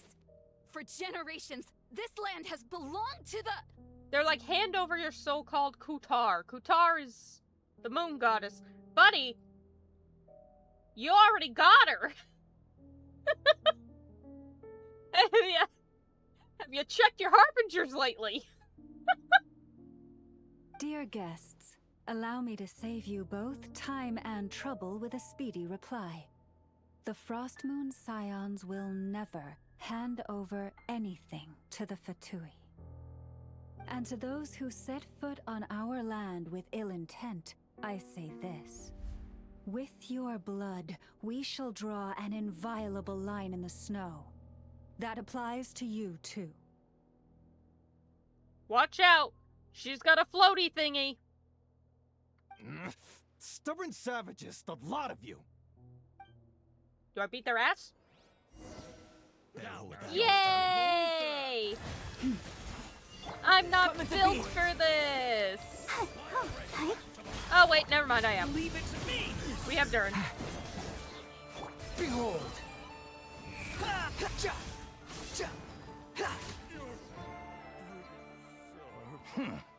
You'll pay for this. Mark my words. Hey, if you're so tough, get back here and put him up! Huh. Guess all they're good for is running away. Alright, everybody. Crisis averted. Go back to your giant pies. I'm so sorry. You've had to put up with far too much unpleasantness today. Come on, it's not your fault. We don't like bullies like them either. But still, they mentioned a relic in Kutar. What exactly could they be after? Oh yeah, so this might not be the best time to bring this up, but we kinda have a favor to ask of you, Lama.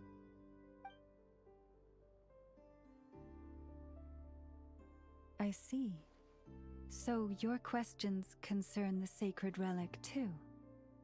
Please, do not hesitate to speak your mind. Unlike those insolent intruders, you walk in the moonlight with open hearts.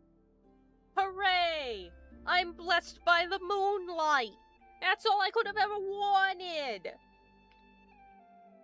You stood by us when we needed your help, so it's only right that I return the favor. But let us continue this conversation somewhere more fitting. As it happens, there's something I'd like to show you, too.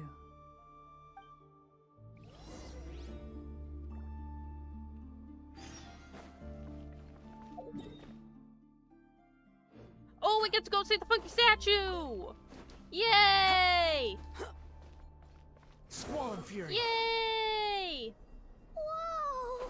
Jesus. Now that's one huge statue. Do not flip the camera like that when I'm flying around. This is the statue of our goddess, the moon maiden Kutar. I'm trying to move around, and then suddenly they cut the camera, and sometimes when they do that, they take away control from you, and I was like, Jesus Christ, Riku's gonna fall to his death.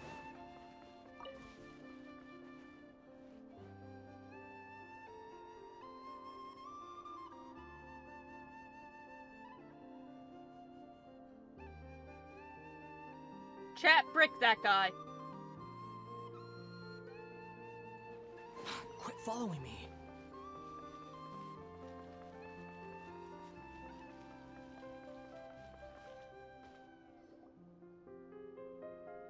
Wow! It's spectacular! It's got a thingy in its hand! I need that thingy! Kutar was born here on Hisi Island around 500 years ago. As it just so happened, a priestess of the Frost Moon Scions witnessed the moment of her birth. Instantly realizing that this was the prophesied rebirth, she quietly recorded the event and carved this statue to honor that miracle. Just on the spot?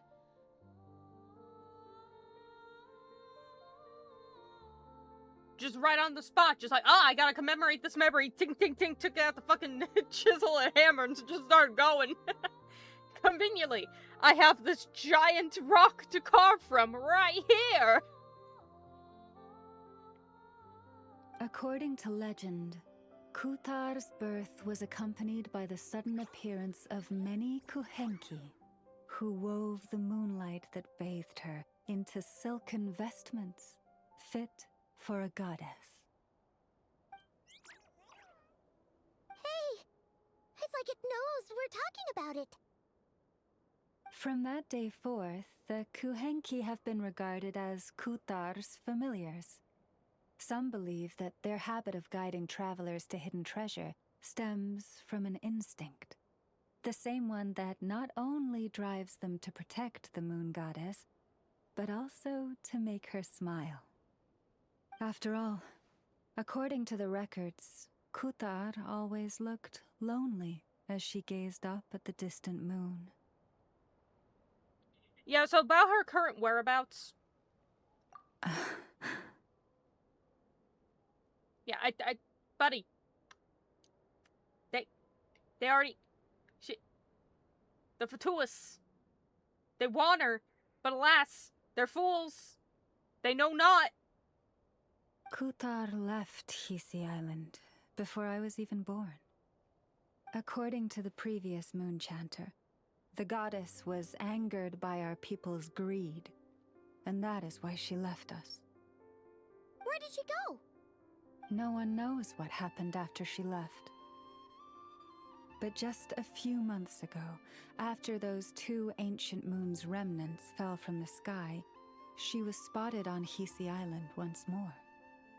And the Fatui have been harassing and threatening us ever since. Judging from what they've said, our moon goddess is actually their missing harbinger, Columbina, the damselette. There it is! Wait, also she's missing? Jesus, these motherfuckers can't get your brain! Signora died, Riku retconned himself, Capitano, effectively sacrificed himself, fucking Columbina just is missing. They never had anyone in the 10th seat to begin with. These motherfuckers' ranks are falling by the day. They're just gone. The damselette? But isn't she number 3 amongst the Fatui harbingers?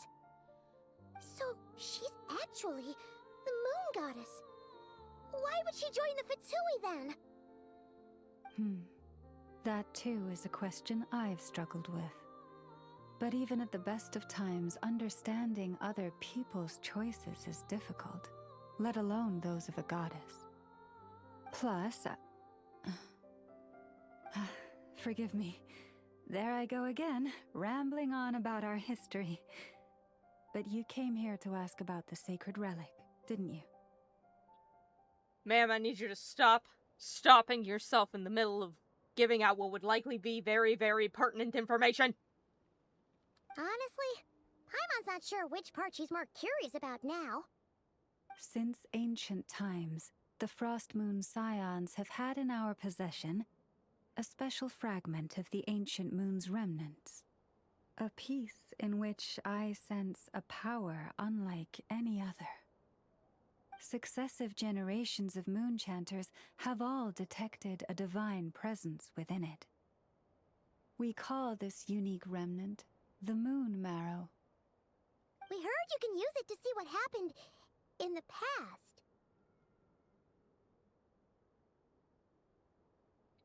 Finally, a relic that just gives it to you straight.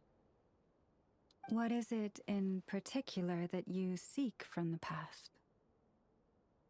Honey, at this rate, everything. Well, basically, to cut a long story short, the traveler here is actually from outside of Tibet. Oh.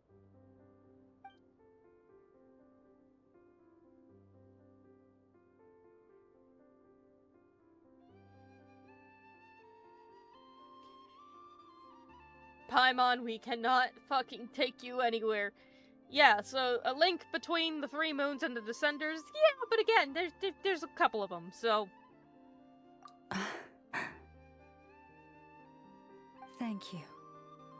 Your honesty is a sign of your trust, both in me and the Frost Moon Scions. Unfortunately, though, I won't be able to use the Moon Marrow to shed light on your past just yet. Our people revere the Moon Marrow as a sacred relic. I'm only permitted to retrieve it from the secret chamber in which it is hidden once a year, on Moon Prayer Night. That shit better not be a whole year away. Oh, really? So, when's the next moon prayer night? Judging from the tides this evening, a little less than 2 months. Oh, okay, that's bearable. Huh? Does that mean the date changes every year? The ceremony is held on the night when the moon is closest to Tevat. This is also when Nod-Krai's Kuvaki reaches its peak. Only then can the seal on the secret chamber be lifted. Oh, guess we've got no choice but to wait. Gosh diggity darn. Guess we gotta do other shit. I am truly sorry that I cannot help you sooner.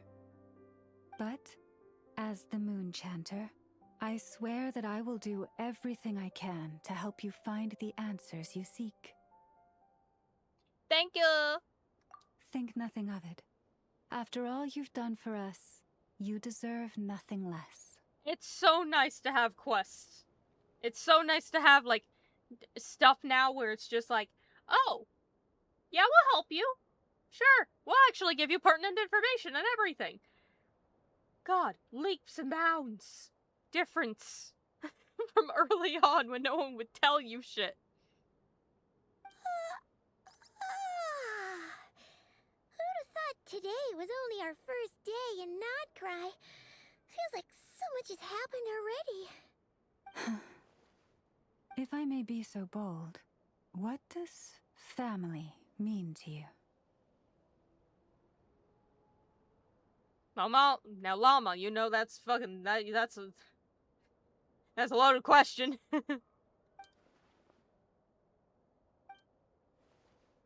Just Aether. If you were aware of something, a secret that could hurt your family, would you be honest with them? Or try to hide it? Now you know that's a loaded question.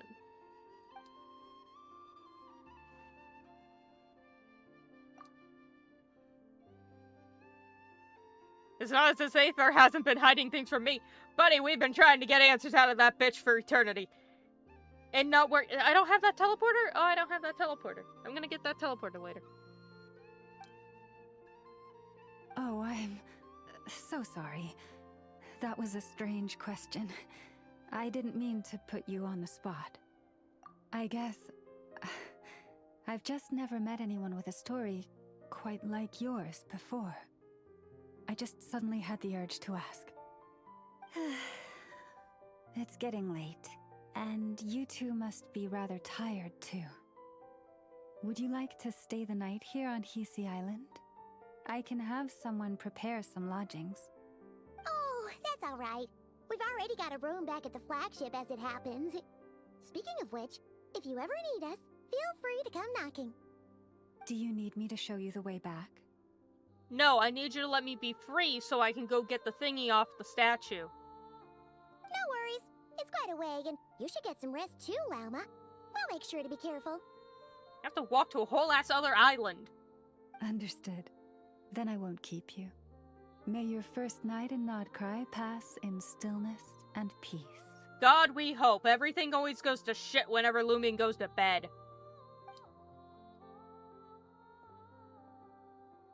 So, what you thinking? Sure was an eventful day, huh? Yeah, that was a lot. The good news is, we're not at a dead end in the search for your spaceship yet. We can always learn more about this place while we wait. The usual drill, huh? Paimon's really getting sleepy now. If she gets too tired to fly back, you carry her, okay? Paimon, why do I have to do all the goddamn work around here?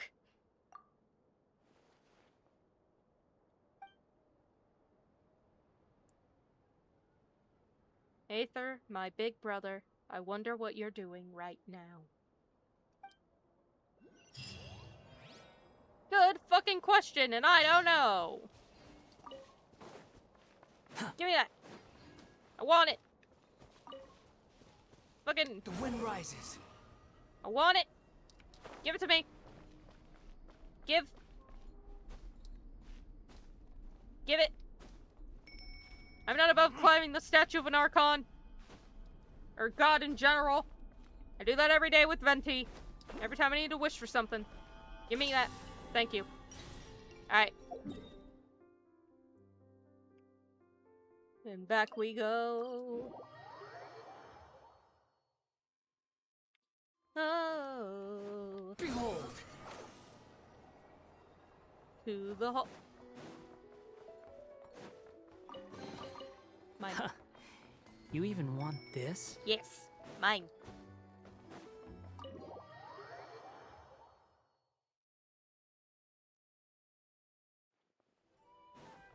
Going to bed, finally. Quit following me. Back to my bread.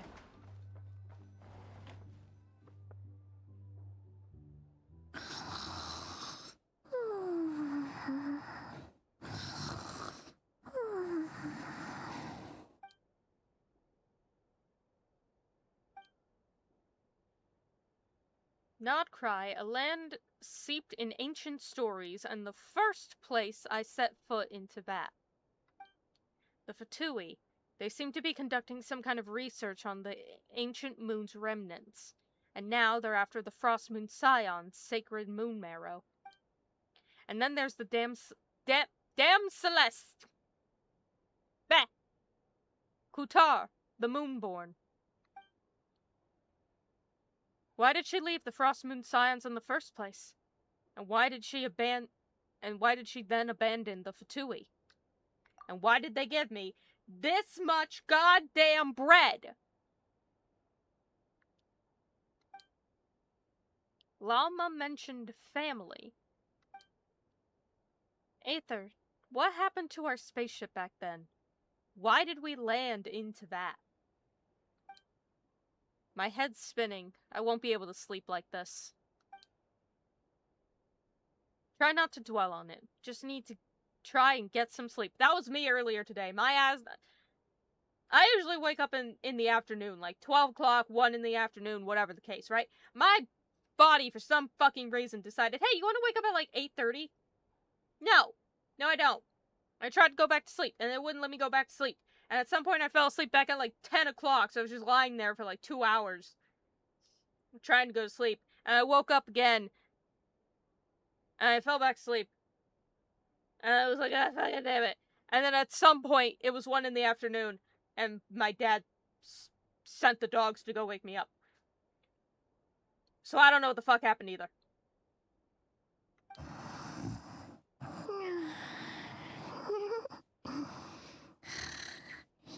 Just one more helping.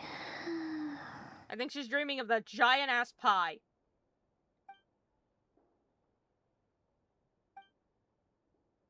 I envy Paimon sometimes. She really can fall asleep anywhere. Oh, it's like me and Ivy. I can't sleep for shit. I struggle. I don't take naps. And then she does. Yay! It's accurate to real life. No use forcing it. Maybe a walk will clear my head. Maybe. Or maybe tragedy will strike. Because God forbid you try to go to fucking sleep. Paimon is heading out for a bit. If you wake up and I'm still gone, don't panic. I'll be back soon.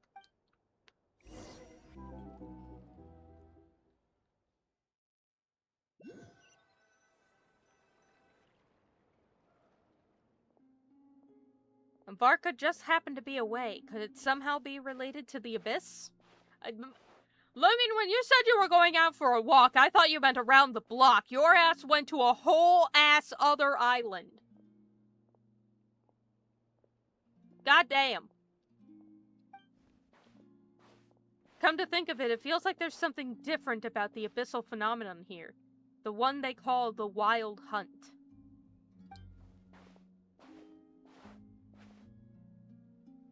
Didn't realize I walked this far already. How? How? Guess I should just... Drink your water. Stay hydrated. Guess I should head back soon. If I'm gone too long, Paimon will start to worry. Oh no, they're singing!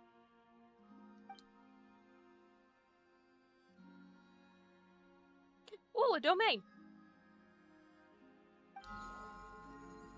Oh, hello, friend. Hey, what are you doing here? Oh, these flowers. I remember when you first appeared, there were flowers like this all around you.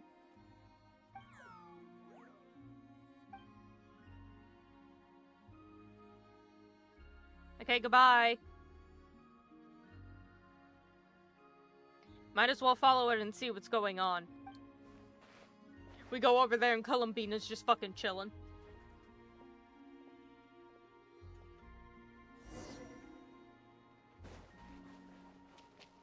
Why do I only have half health?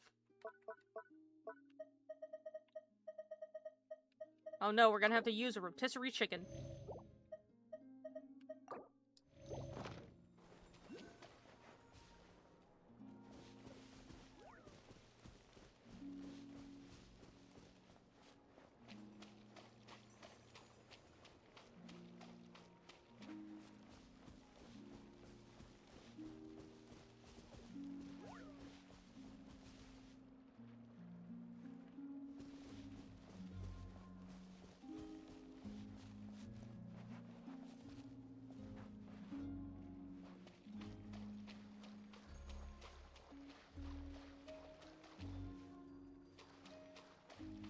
Follow the moon!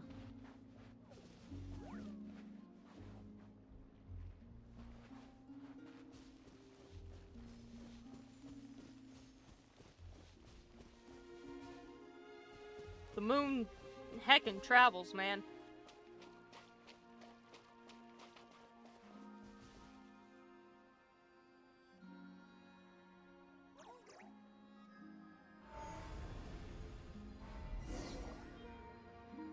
Yeah, okay.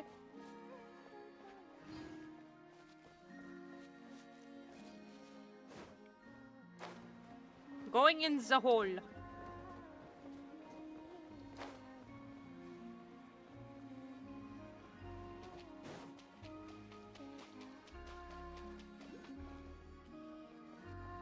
Ooh. Yep, there she is. Pretty.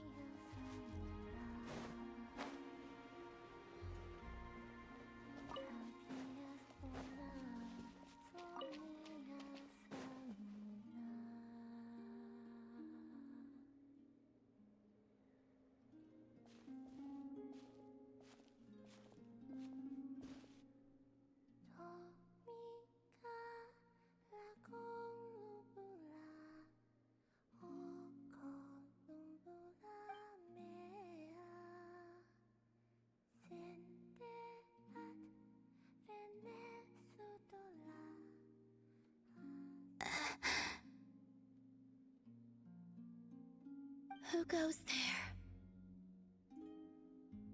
I'll just leave. How did you get in here? Funky little guy brought me. Funky little moon guy. I am but a passing traveler. I followed your song here. I'm very sorry if I've intruded.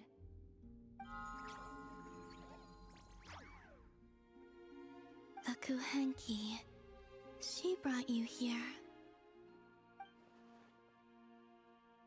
What do I do now? Did I just wander into her private abode? Should I leave? I would. But I have questions I really want to ask her. I mean, same. But like, don't break into someone's house to do it. May I ask, are you the one they call Kutar? And the harbinger that the Fatui referred to as the Damselette? The Fatui? Are you here at their behest? No, but that's cool. And spooky. Fun!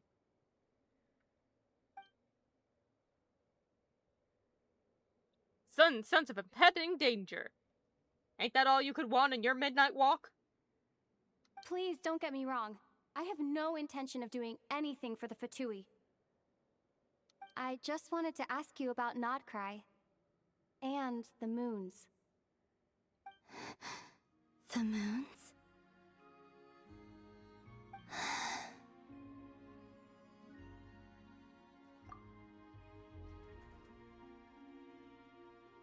Pretty. Do not believe in what you can see. What truly matters is what you cannot. That feeling of danger is gone. Guess she no longer sees me as a threat. For now. For now. What do you mean? Oh, there she goes.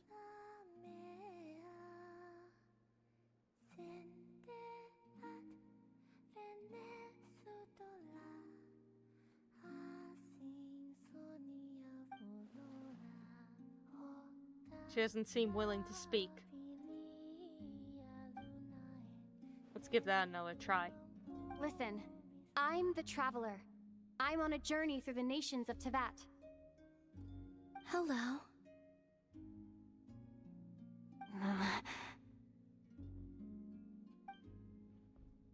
Yep, that's all. That she don't want to talk. And that's fair. Could you tell me your name? Columbina.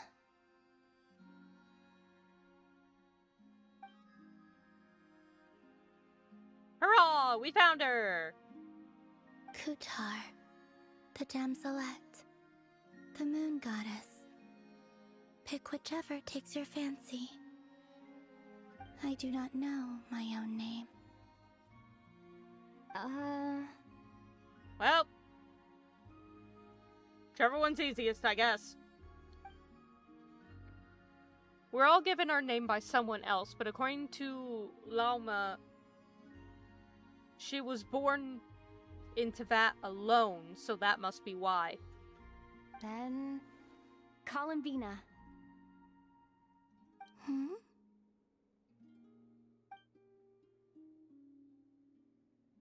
I'd like to ask about the Fatui, but after the way she reacted last time, I mentioned them. Yeah, let's avoid that. Funky little guy. This Kuhenki, this Luanatar, did you bring her into being? Come here, little one.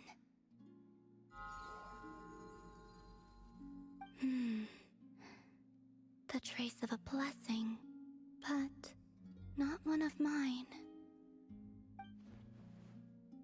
Maybe it's like Alma said, a blessing from long, long ago. People always assume I can do many things. Assume I have done many things. But I haven't. All I ever wanted was to.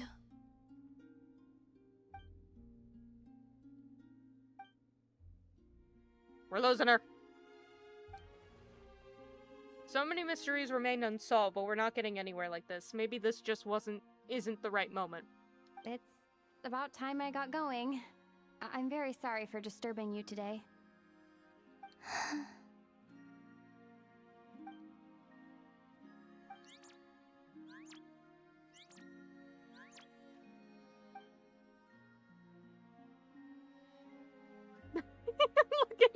Look at him pointing.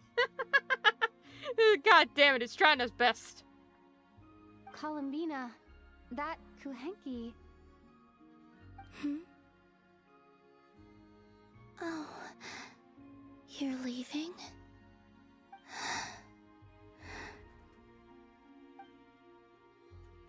Not willing to let it go. It seems she likes this, however you say it, a lot. Go then.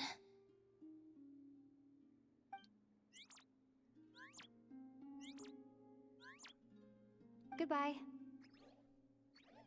Take care. The moon can be treacherous. Yeah, I'll believe it.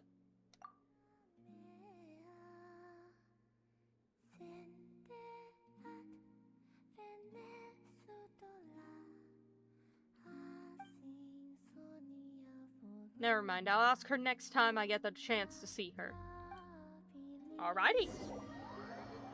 The sky is a lie, dude. It's always been a lie. So the damselette has been here on Hisi Island all along, but it wasn't for the Lunatar. It would have been...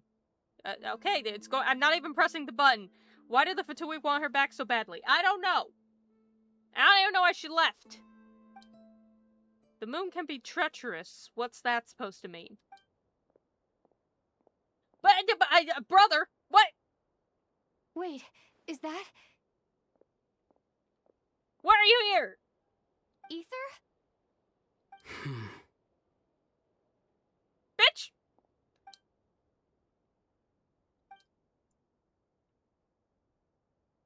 Ether!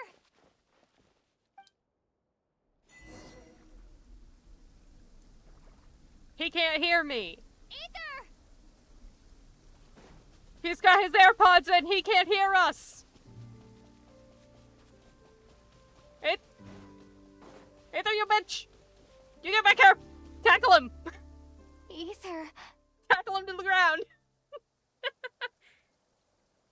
Lumine, it's you. He doesn't seem that surprised to see me. Did he really know I was in...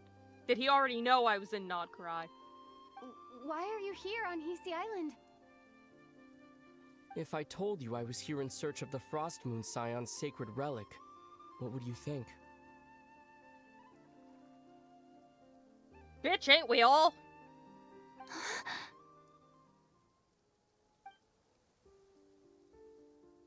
Surely he can't be working with the Fatui, so what's he's after? Maybe he wants the truth too.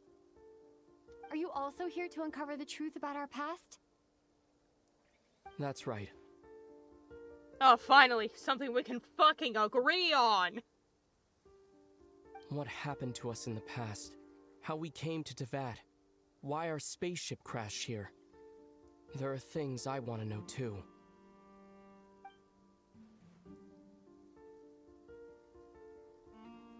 Hello, random water bubble. So even Aether doesn't know. But I'm not about to sit around waiting for another 2 months to find out. Wait! Wait? But I still have unfinished business.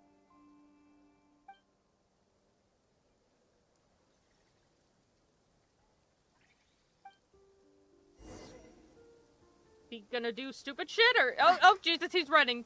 Catch up with him, I'm faster than him, bitch. He's gonna have to catch up with me!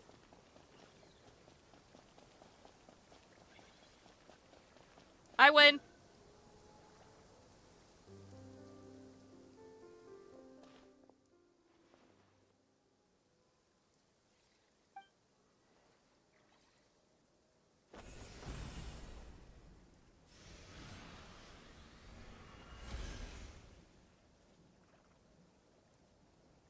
Ha! Get sealed.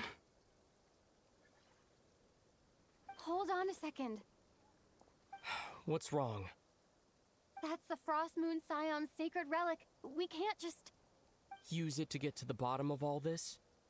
Buddy, all you gotta do is wait less than 2 months. Not even a whole 2... Less. We should at least get their permission.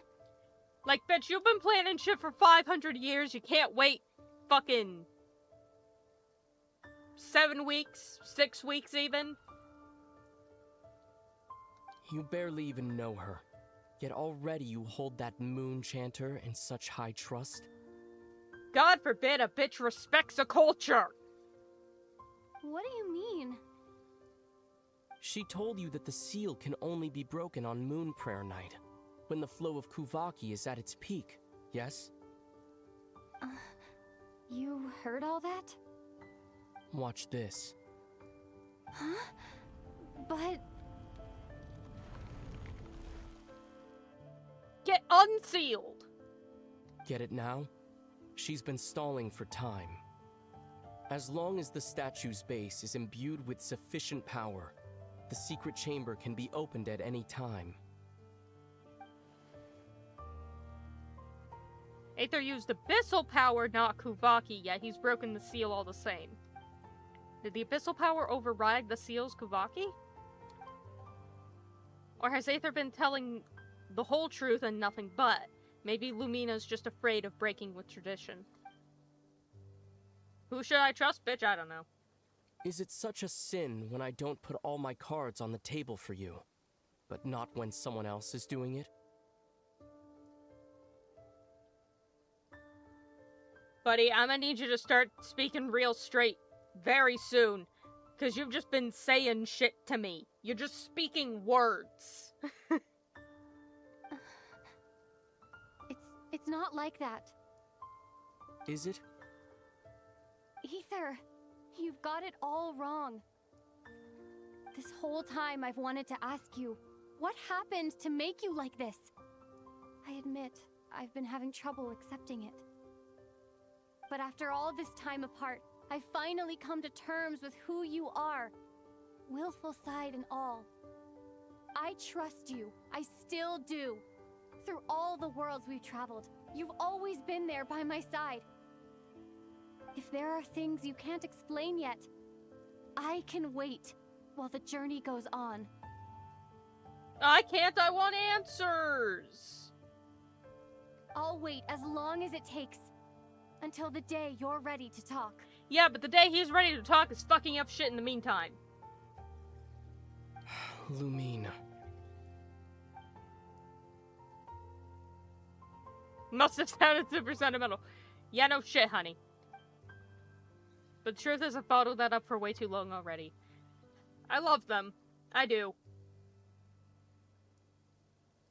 They're fools, and I love them. I'm not looking to borrow the moon marrow simply because of our past. It holds answers about the very origins of Teyvat. Alright, go off. I've always believed that if you want the truth, you have to see the whole story for yourself. I'm not asking you to trust me, Lumine. Just don't try and stop me. If this choice weighs on your heart, then let me go in alone. Forget this meeting ever took place. Yeah, that's not gonna happen. A bit late for that now. But maybe this is the chance I've been waiting for all along. Even if it fades with the morning light. I want to go with you. You sure? Yeah. Then let's go. Okay, but can I go not tonight? Aether. Because I want to go to bed. It's been ages since we went on an adventure together. I can't wait. God damn, I love them, and this is precious, but I'm like, I can wait. I can wait another 2 days. This bitch cannot wait 2 weeks. 2 months, okay? This bitch can't wait 2 months, but I can wait 2 days. Really? You think I'd lie to my little sis? God, they're cute and I love them. And I'm gonna go in there tomorrow. Not tomorrow. Sunday. Why is Durin hurt? Save my boy. Anyway. Holy shit, I was not expecting Aether to show up. I was not expecting that. Why am I getting a thing for you? Seriously, I don't know why there's an arrow for her. Oh, wait, someone said that was the fucking... I know? Hi, we got her. The fucking... Oh, where's... The theater. The theater. Anyway. I'm gonna leave it there because 1, it's been 4 hours and I'm tired.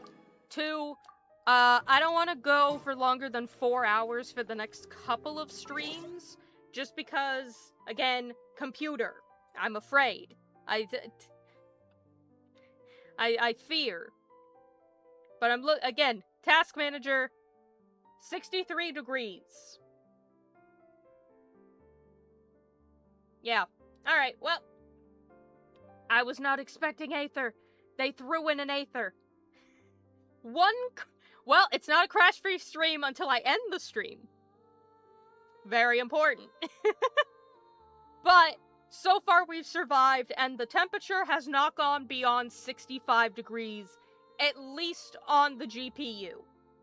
I assume the CPU was a little hotter just because that area of the computer seems warmer, but ideally within good range. So, thank you all for coming to a crash-free, but not scuff-free stream. I appreciate it very much. We are finally at the moon, and next time, we will actually go somewhere with our brother. Not against him. Not wondering what the fuck. With. What the fuck? Insanity. Anyway.